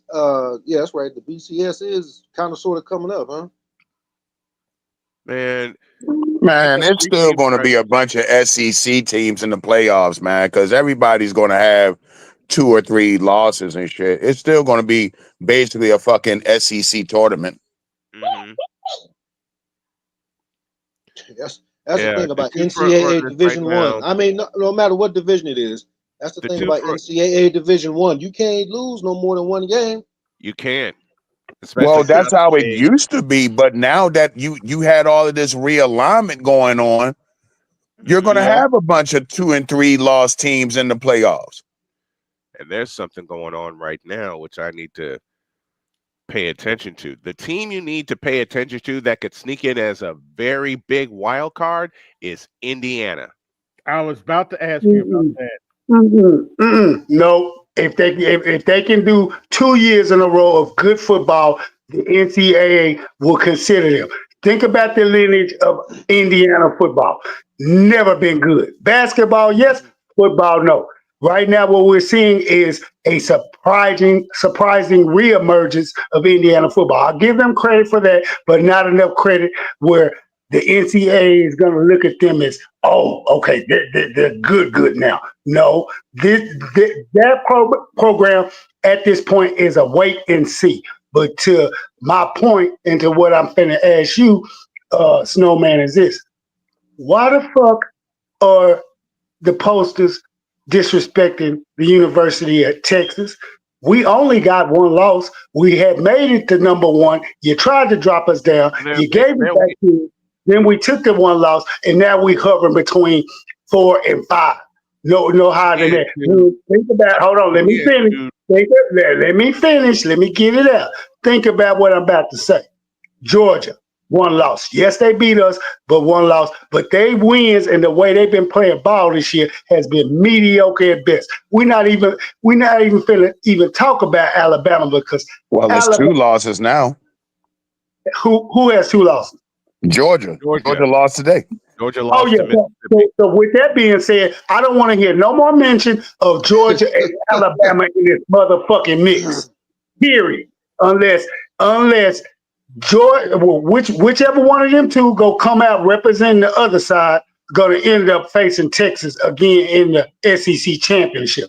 But Texas is running the table. We just ran roughshod over Florida today. Look at that game at home. Ran roughshod over them. Florida football. Whoever's coaching Florida football needs it. They need to go fire him. and they need to go beg Steve Spurrier to come back on a 5-year just a 5-year contract to reemerge them back. Because if they don't, Florida, the way we thought of Florida, we gonna be thinking of Florida back in the days when Galen Hall was their head coach, and he only talent he had was Emmitt Smith. Period. I will answer your AL. I will answer your question about. I will answer your question about Texas. Hold on for a second. Hold that. Excuse me. Yes. I gotta thank A Moore for the $10 holler. This is for you, bro. Thank you, sir. Yeah, my man. By the power of Grayskull.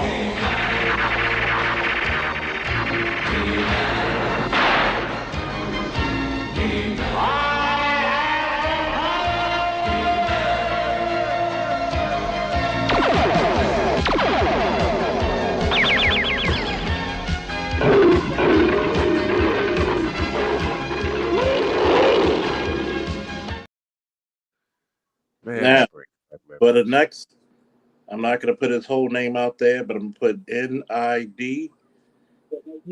Thank you. Thank you for the. Now for a lesson. You may have heard these words before, but I'll teach you what they really mean. Go beyond. Plus.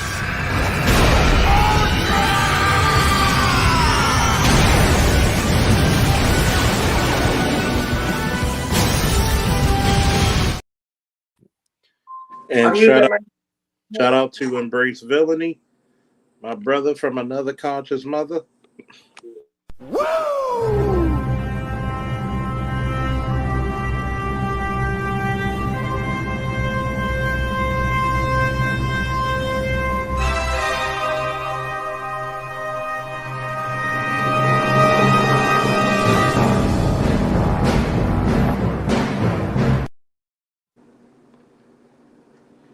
All right. And to my fellow Baltimorean angry black man, since we love Bria Miles, it's so nice that we got to do it twice. Woo!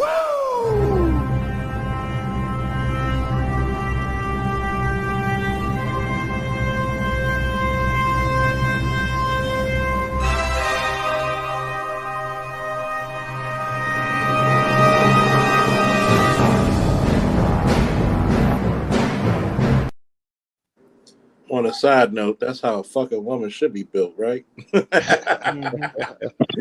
with the conversation, fellas. Hey, here's my question. Let me answer AL's question about Texas. There's one key game that the pollsters are going to look at, and that's the day after Thanksgiving against Texas A&M. Because there are 3 teams in the SEC with 1 loss now. That's A&M, Tennessee, and Texas. Right now, LSU is trailing 14-3 against Alabama. I hate to be the bearer of bad news, but Texas A&M took an L last week to South Carolina. So, with that being said, I'm not worried about A&M because when that Texas A&M shootout happens Thanksgiving Day, we all know what's gonna happen. Don't worry, we all know. Everybody in the state of Texas knows. A&M's not gonna stand a chance. You know, L, I don't think the students who attend A&M would appreciate you. I don't give a damn about a Texas A&M fan. Fuck them. Well, going back to Indiana for a second. If Indiana wins out until, let's say they got to play Ohio State in the Big Ten, is the Big Ten, right? Yeah, that's right. Yeah. So let's say Indiana wins out and then loses to Ohio State in the Big Ten championship. Do they make the playoffs? As a road team.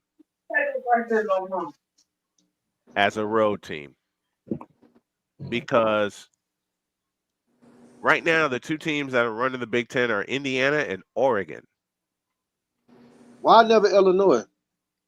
Illinois got beat by Minnesota. I know, man. I know. They've never Illinois. The entire state of Illinois doesn't have good college football, but you know that's no. Illinois got. They don't have good pro football either. Nope, they sure don't. Oh, now I got an issue. Now, man, the Bears is 4-4. You better back up, bro. The Bears haven't been relevant since what was that? 2003, 4. Look, man, that's my hometown team. I gotta back them up. No, just like you and them Ravens. Even though the Ravens are much better than the Bears, of course I know that. I saw that little shootout they had. That was kind of a shootout between Cincinnati and Baltimore. Yeah, it's always going to be a shootout with them. It's fucking crazy. Tell me that, and I said it earlier. It's something about when Joe Burrows and Lamar Jackson get together. I call them motherfuckers the modern classics. I call them like y'all so damn disrespectful. I ain't heard not one mention of my young phenom. Y'all disrespectful. I'ma just shut up. Right now. Y'all disrespectful. Guess what? Everybody in Baltimore liked CJ. Don't get me wrong. Everybody in Baltimore loves CJ. We even said we're even about the conversation, B-Mo niggas. Y'all ain't shit. Well, you're right. We're the shit. But anyway. Well, keep in mind that Texas wasn't all that till CJ got there. So slow down. All right. Let me get y'all some top 25 scores. In the second quarter, Tennessee leads Mississippi State 14-7. Okay. Late in the second quarter, Oregon over Maryland 21-10. They've just gone to the second quarter at LSU. Tigers trail Alabama 14-3.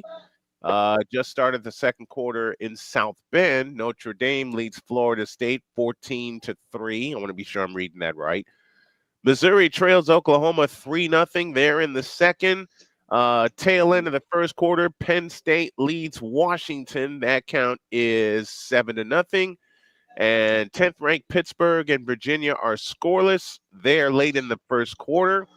Okay. Late in the first quarter, 12th ranked Boise State leads Nevada 14-0.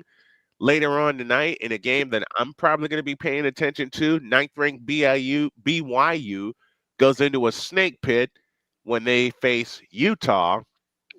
And 21st ranked Washington State plays Utah State later. Earlier today, it was Texas 49 and Florida 14. Mississippi beat Georgia 28-10. Ohio State shut out Purdue 45-0. It was Indiana over Michigan. That's final 20-15. Kansas upsets Iowa State. I beg your pardon. 45-36. It was Clemson 24 and Virginia Tech 14. Colorado beats Texas Tech 41-27. And in the game of the day and the upset of the day, it was Georgia Tech 28 and Miami 23. Now I was going to ask you about that, Snowman. Oh, Tech beat Snowman.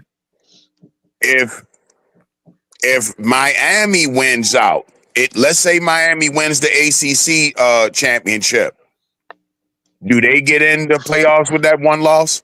They got to get there first. And the answer is a resounding yes.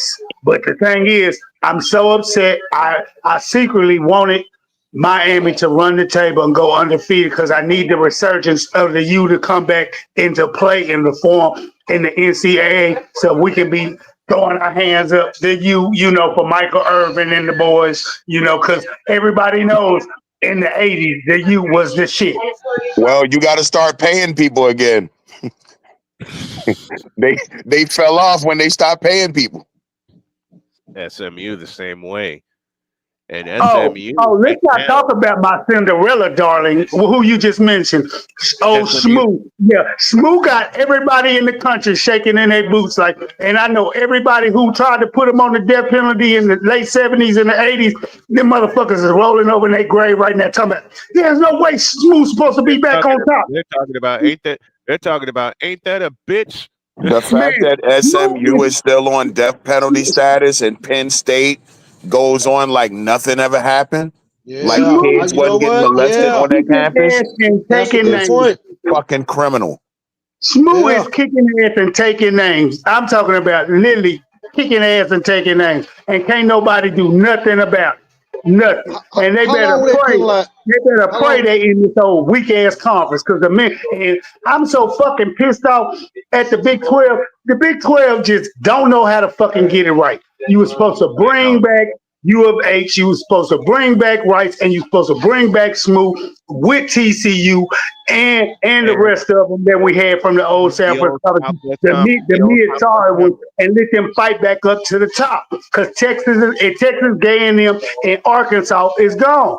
And now that They split. Oklahoma and Texas got to do battle with A&M and Missouri and Arkansas in the SEC, I'm like, yeah, trust me, in 3 years, Texas and Oklahoma gonna be regretting jumping over there. They should have stayed in the Big 12 where they belong.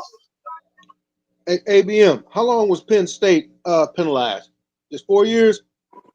I don't even remember 4.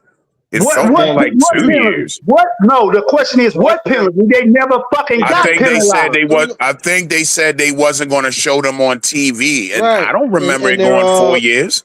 and their Well, you know okay. what? You And know their what record happened? didn't count. Yeah. And I'll tell you TV exactly and their record what was happened. no stats, none of that stuff. And I think they couldn't go to bowl games or something. But it Yep. wasn't nothing to MSU. You know what? You know what happened? What's that?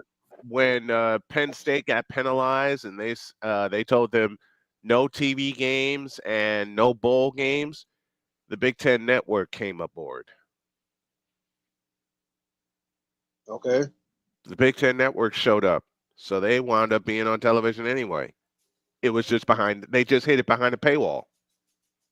Oh, I see. You see That's where I'm sneaky going? shit right there, man. They hid it behind a paywall. Hmm. And you notice nobody says a word about Joe Paterno. Oh, they say words about him, just not the words that people expect them to say. Yeah. And I mean, that wasn't a Joe Paterno problem. That was a Jerry Sandusky problem. Sandusky problem. That Say was it a again, AL. university problem Say because everybody, all the big shots knew about it and didn't do shit. The president of the school, the athletic director, and Joe Paterno were all aware. yeah, you might have a point there, but They I agree with AL. That was Sandusky kicked that shit off, man. That's on him. That's Well, all on yeah, him. he was the only one raping the boys. But what I'm saying is once you Everybody got else the was head aware. coach, the athletic director, and the school president all knowing about it, and nobody says a word, Nobody said anything. Yeah. Nobody said anything. they should have buried Penn State football. Honestly, that's what They were should have They were happened. talking about the death penalty, but they didn't go that far. Fucking crazy. They They didn't go barely that far. mentioned the death penalty. Yeah, And I do mean barely. Yeah. I think it was a few people, a few pundits Yeah, on a few TV that outlets. mentioned it. I don't like Stephen A. Smith. I remember him saying it, but it wasn't many. No. A few It wasn't. outlets. It wasn't. Yeah. Come on, It man. How wasn't. they going? How was they going to completely bury Penn State? They wasn't going to let them. And aren't they Ivy League school? Big Ten. No, they're not Ivy League, but what difference No, I does it know they're make? Big Like, Ten. Yeah. Well, in terms of sports, they're in the Big Ten, but they hang out around Ivy Leaguers. Okay. Maybe that's what it is. All right. For sure. like, who fucking cares, bro? Like, Penn State doesn't carry the NCAA far as football. Like, you know what I'm saying? Like, people made more of a big deal about Miami in the early 2000s paying players. Now, say this. When it came to wrestling, there's no team better in the modern day than Penn State or the modern day Iowas back in the 80s and 90s. When it comes to wrestling, I don't know what their football team's like because, I mean, you got to think about it. Now you're getting a bunch of world and Olympic champions who are like the fucking coaches now. Yeah. Hey, it's Otis. Ain't nobody he can't see you. You're Otis.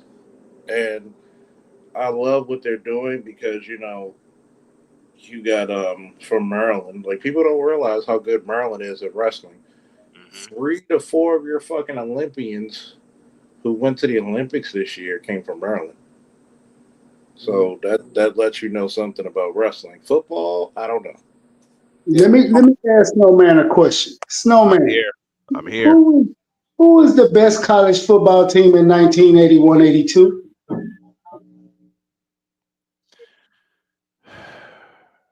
And if you say Penn State, I am going to find a way to put my paws on you. I'm going to find a way because First of all, you can't touch me. Second of all, I would never say Penn State because Penn State cheated in the 80s. thank you. So let me put it another way. Penn State got help in the 80s, and I'm talking about in terms of a lot of referee help. And I'll point to one game that outlines this. The year was 1982. It was at Beaver Stadium. Penn State hosted Nebraska, and at the time, Penn State wasn't independent. Nebraska, of course, was in the Big Eight. Nebraska was about to score the biggest upset of the season until Penn State drove down the field and apparently fired a touchdown pass. But in looking at the replay, the receiver dropped the ball and they didn't call it. They allowed the touchdown to stand and Penn State escaped. The best team in 1981-82. Oklahoma. Nope. Listen and learn your history. The best team in 1981-82 was the University of Southern Methodist. Smooth. The best team money could buy. They went 11-0-1. The one tie was to the University of Arkansas last game of the season, Texas Stadium. And because the NCAA had it out for Smooth and the former head coach, Ron Meyer, who had already burnt rubber and left it to Bobby Collins, they single-handedly fucked the greatest running back tandem in college football history. Craig James and Eric Dickerson. Yes, correct. And who did they put in their spot to play that Sugar Bowl game against Georgia? Sorry ass vanilla playing Penn State.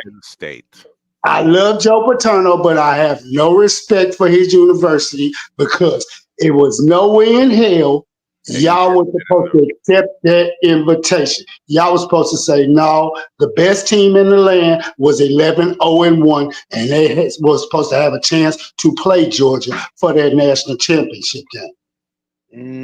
Okay. Period.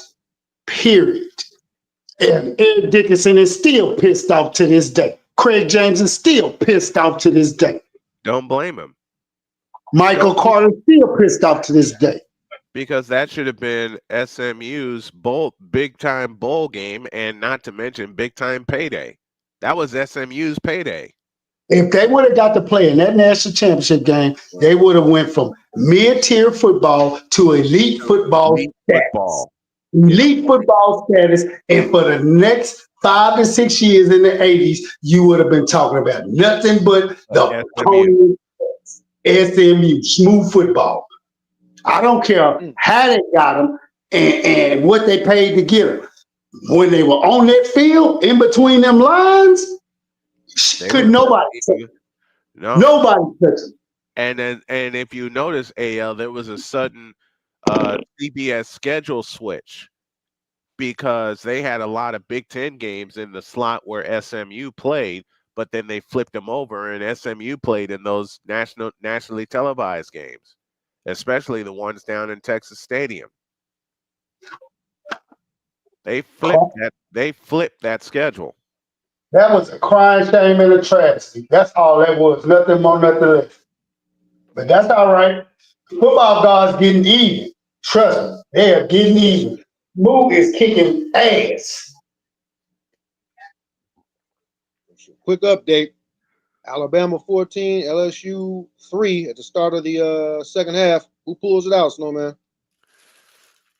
Well, it's still 14-3 right now. Yeah. LSU better get their stuff together. Is it in Death Valley? Is it in Tuscaloosa? If it's in Death Valley, LSU go find a way to win that game. It's in Death Valley. Oh, yeah. Don't lay no more money on Bama right now as we speak. Until Nick Saban decides he wants to come out of retirement, which the fuck he ain't gonna never do again, Alabama football is over as we speak. Y'all remember Alabama football between 85 and 91. It was mediocre football at best. It was mediocre football at best. I was going to ask you, AL, who took over for Saban at Alabama? Who's coaching right now? Whoever this guy is, he's a no-name dude who came from nowhere. I think he came from Washington State or somewhere. And boy, I can't even pronounce his last name. It's funny, but it's like boy. But Kalen DeBoer. yeah, that's him. That's him. Kalen DeBoer. The dude's resume. I mean, for Alabama to select him as a hire, y'all knew y'all was supposed to go find another name brand dude to run this program. Not no middle of the road. Not no Pac-12 middle of the road coach. I mean, this is a power football conference with a power football team, and you go find you a finesse guy to try to lead that program. Come on, man, that's a joke. And they reaping what they sowing from the decision that they made. They reaping what they sowing. If Nick Saban was going to step down and he gave them notice, the president and the AD should have sat down with Nick Saban, write me 5 top-tier names you want to replace you. We're not going to hire no one without your recommendation. You earned the right to pick your successor. He had no say-so in it. None. So they reaping what they sow. Mm-hmm. They 6-2. Alabama just got flagged for a false start. They have the ball in LSU territory. Hold on. You said they 6-2? They 6-2. Is that Alabama football? Is that ask yourself a question? Is 6-2 Alabama football? No, I know they should be 8-0. I get what you're saying, but 6-2 ain't terrible, man. For it not to be Nick Saban coaching. For Alabama, it is. Alabama fans in the state of Alabama, that's like they 0-2. Like they 0-8. 2 losses is equivalent of 0-8. Boy, AL is hardcore about college football. Incomplete. 11:04. What'd you say, Snowman? 11:04 for the second quarter. Bama has it now 4th and 8. And it looks like they will. They going for it? They will try a field goal. Field goal, okay. They had it 3rd and 3. Milroe just launched a pass that was incomplete. It is 4th and 8, and they will indeed try a field goal for Graham Nicholson. He is raining like a motherfucker too. It's raining like hell. Yeah. This is 52 yards from the left hash, angle to the right. Snap is back and down. The kick is up. He missed it wide right. He pushed that wide right big time, but there was a flag.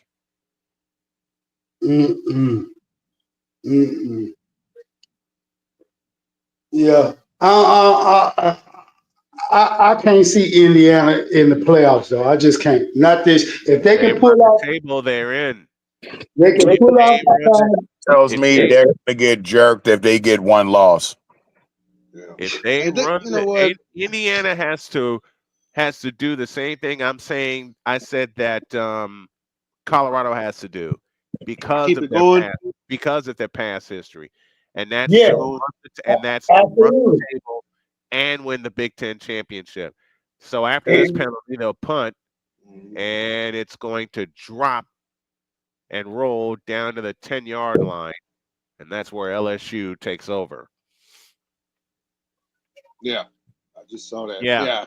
Indiana has now. got to prove that they belong in the playoff, and the way for them to do that is that's what I was saying earlier. Okay, yes, we're happy to see Indiana, lowly football Indiana, making a push. But think about it. The last time they've done something like this was in the 1950s. Come on now. That's what I mean, man. This is a Cinderella season. This is a Cinderella season for them. I don't see them doing what I think going to happen with Indiana is that they're going to get steamrolled when they play Ohio State in the championship. Probably. That'll be the excuse, and that'll be the excuse not to put them in the playoffs. And you'll fuck around and have a 3-loss Alabama team or something Wait, in that's the a regular playoffs. season game. Just a moment. That's a regular season game. Indiana and Ohio State. Okay, so let's say that. Wait, Let's say Where is it at? Is it gonna be in Indiana or Ohio State? Columbus. It's a done deal. Shit, they're not coming out of Columbus Yeah, with a W. yeah. They're not. Ohio State wins that. Yeah, absolutely. Yeah, They're that's not in coming Columbus. out of Ohio State with a W. That's also in 2 weeks. So Indiana gets a week off. They're 10-0 right now. They go to Columbus. They play them. They finish up against Purdue, and somebody's going to have to face Oregon in the Big Ten championship. On first down, Nussmeier hands it off on the reverse across the 35, 40, 45, and out of bounds, and another first down for LSU. Snowman, check this out. This is gonna remind you, Indiana. What I'm about to say to you is gonna remind you of a school who made this same type of push. Remember, for a long time, the University of Northwestern was doormats. Doormat. But what Until happened? They got a until little bitty old running back by the last name of Autry.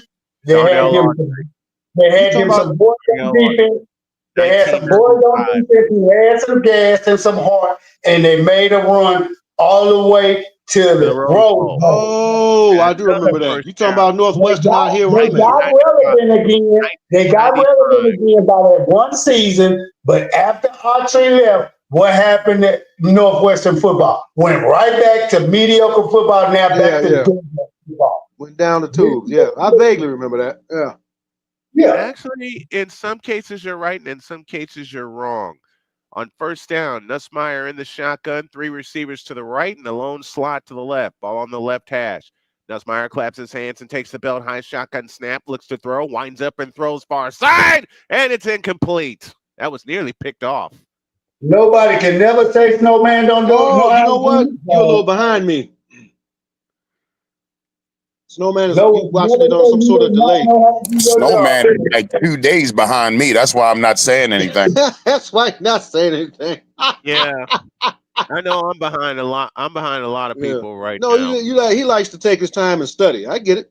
I know exactly why he does it. Hey, real quick, not to change the subject from sports or Yes. football, because I'm a football head too. Hey, man, R.I.P. Tony Todd, Candyman forever. R.I.P. to the Don't say Tony Todd 3 times in the mirror. Yeah, I thought it was the other way around. Yeah, he was 69 years wait a old, minute. man. I didn't know he was up there in age like that. Oh, LSU just picked up a first down. LSU just picked up a first down on a penalty. Face mask. Like, share, subscribe. Hit the cash app. Support your interests, black men. We're diverse. We talk about a whole bunch of shit. And we talk about any and everything. 9:26 left in the second quarter. Alabama 14, LSU 3, but LSU is on the move. 2 penalties on this drive. Got them down to the 21-yard line. Now the ball on the left hash, angle to the right. Nussmeier claps his hands, and it's the running back that takes a snap, turning the corner left, 20-15, and out of bounds. Near the 11-yard line. It'll be 3rd and 2 from there. But we got another flag. This may come back. And from the looks of it, it is going to come back.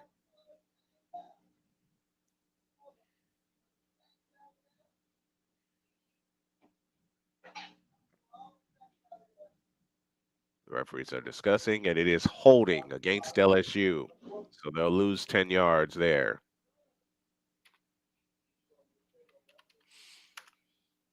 Man, oh man. Every time it seems like this year in big games when LSU gets close, a penalty happens. And that came on a direct snap to the running back. So it's 2nd down and 20. Nussmeier in the shotgun. Claps his hands and takes the snap. Fires out to the right. That's loose, and it's incomplete. 3rd and 20. Last thing, if you're LSU right now, with a drive that started on your own 5, is to finish with a field goal with 9:11 left in the half.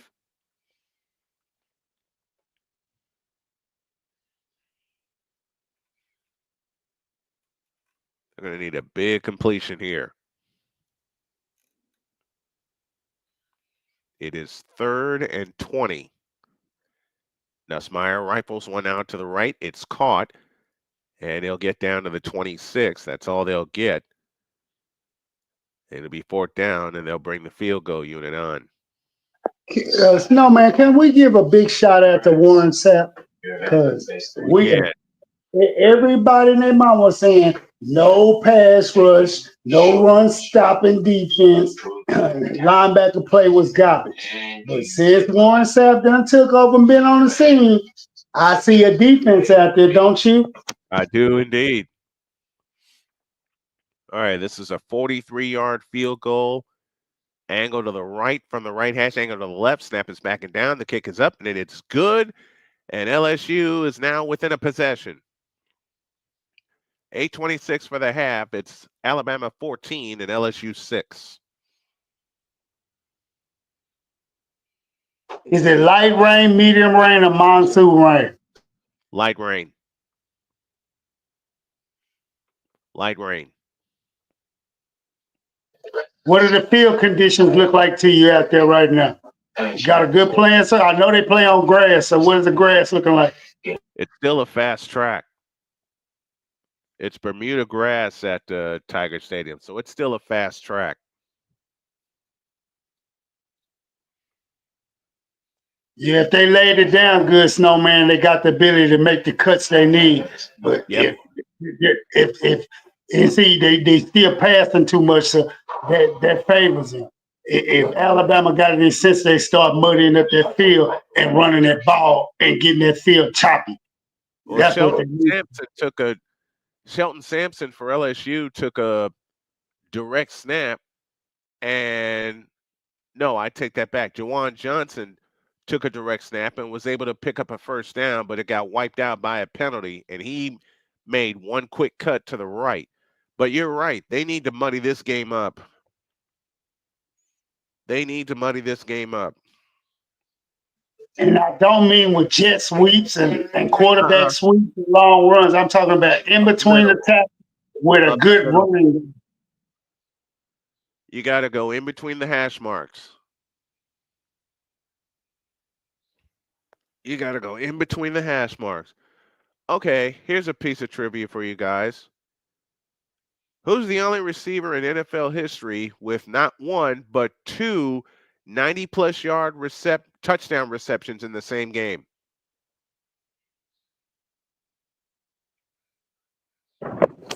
Randy Moss. Wrong. Nah, you got me on that one.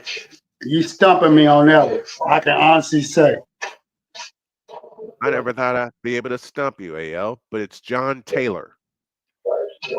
Oh, yeah. Yeah, matter of fact, that was in the Super Bowl, wasn't it? No, Monday Night Football against the Rams. He caught 11 passes for 284 yards, 2 long touchdowns, one of 96, one of 92, and the 49ers came back to beat the Rams that night, 30-27. Okay. I looked at my.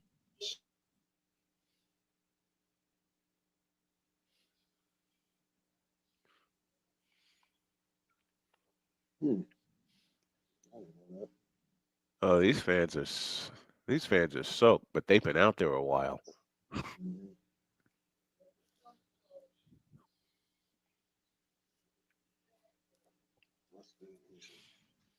Still. Say, fellas, I'm gonna burn off for a minute. I'll be right back. I gotta call the relatives. All right. Yeah, for sure. Kick goes. So they got LSU got a field goal while I was gone, huh? Yep. Kick goes to and through the end zone for a touchback, and it's 1st and 10 for Alabama from their own 25.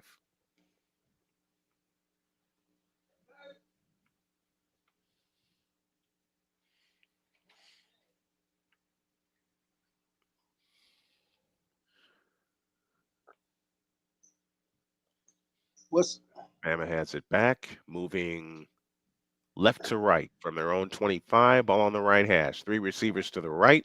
Milroe in the pistol, takes the snap, hands it to his running back, running straight ahead, and he'll get tripped up after about a gain of 4. And it was Jam Miller who was the runner that time. Gain of 4, 2nd and 6. You about Milrow to 10 of see it. 14 for 97 yards. Not to spoil nothing, Snowman. You about to Alabama's quarterback just ran for a first. You about to see it. Because again, I'm a couple minutes ahead Yeah, of you. you're a couple plays ahead of me. Mm.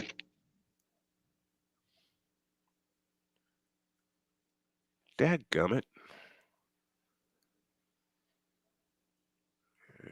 What is that? Something is burning. What the hell is I that? don't know what that is.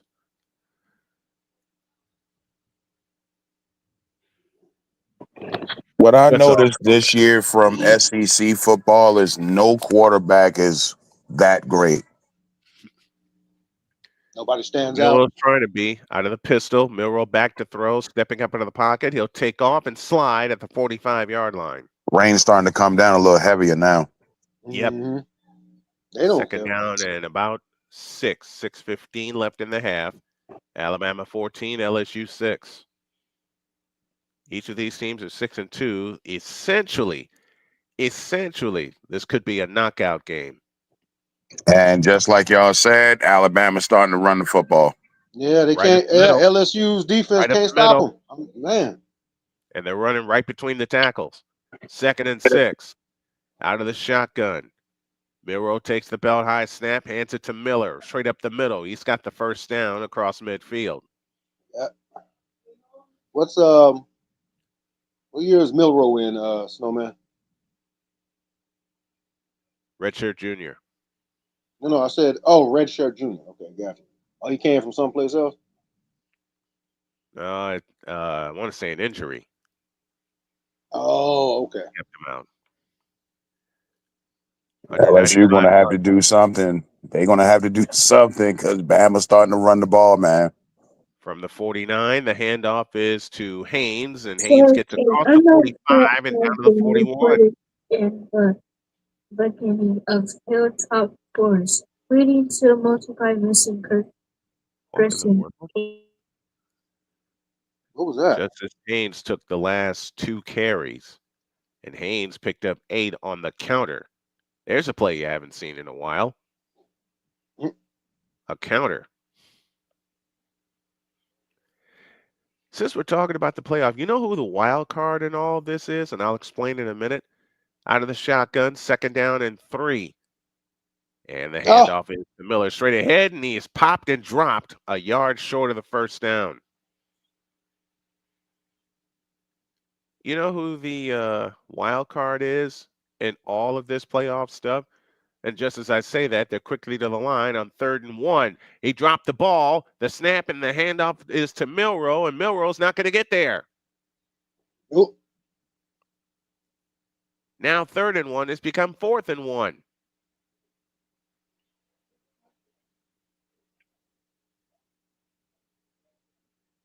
But an injury to an Alabama lineman.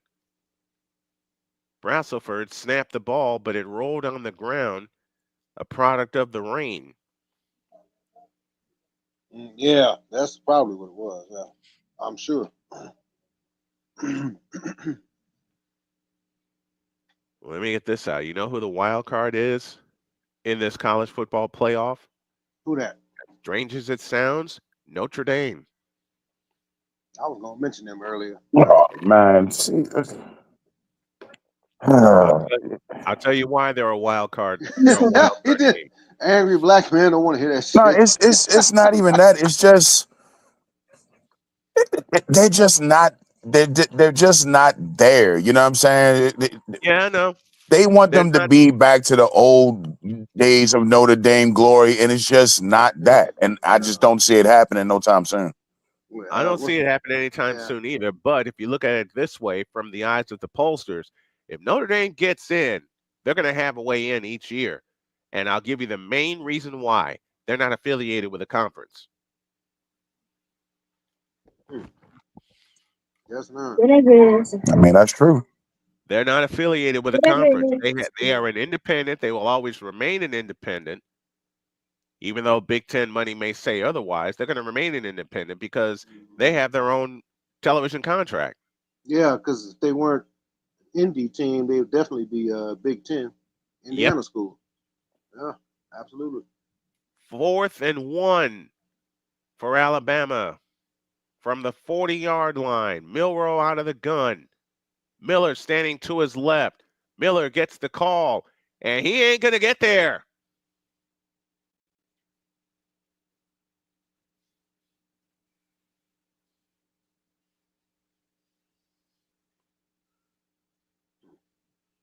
As it stands right now, LSU may have a stop.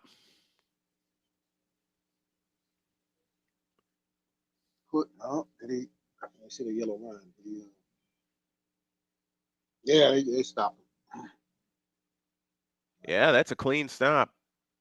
They stopped him right at the line of scrimmage. They stopped him right at the line of scrimmage. So now you basically I give keep forgetting you'll see it. They're basically giving LSU a short field to work with. Look at Nussmeier this. out of the gun with a back standing to his left on 1st and 10. Snap to Nussmeier back to throw. Spins out of trouble. Ball's out. And Alabama's got it back. Yep. Look at the chicken audience like, oh no. So one play after the defensive stop. Yep. That takes care of that. And Alabama's got the ball back. Alabama's playing like the superior team, man. They just are. Yep. And I think I'm going to go rest my voice. Yeah. Because I got 2 tomorrow. Yeah. Sunday. Sunday is that day. I got Absolutely. 2 tomorrow. One of which at the request of my queen, which is the Colts and the Bills. Okay. My follow-up game is the 49ers and the Buccaneers, and then Sunday Night Football with the Texans and the Lions. Oh, okay. All right. Hey, El's gonna be talking shit about the Texans and Lions.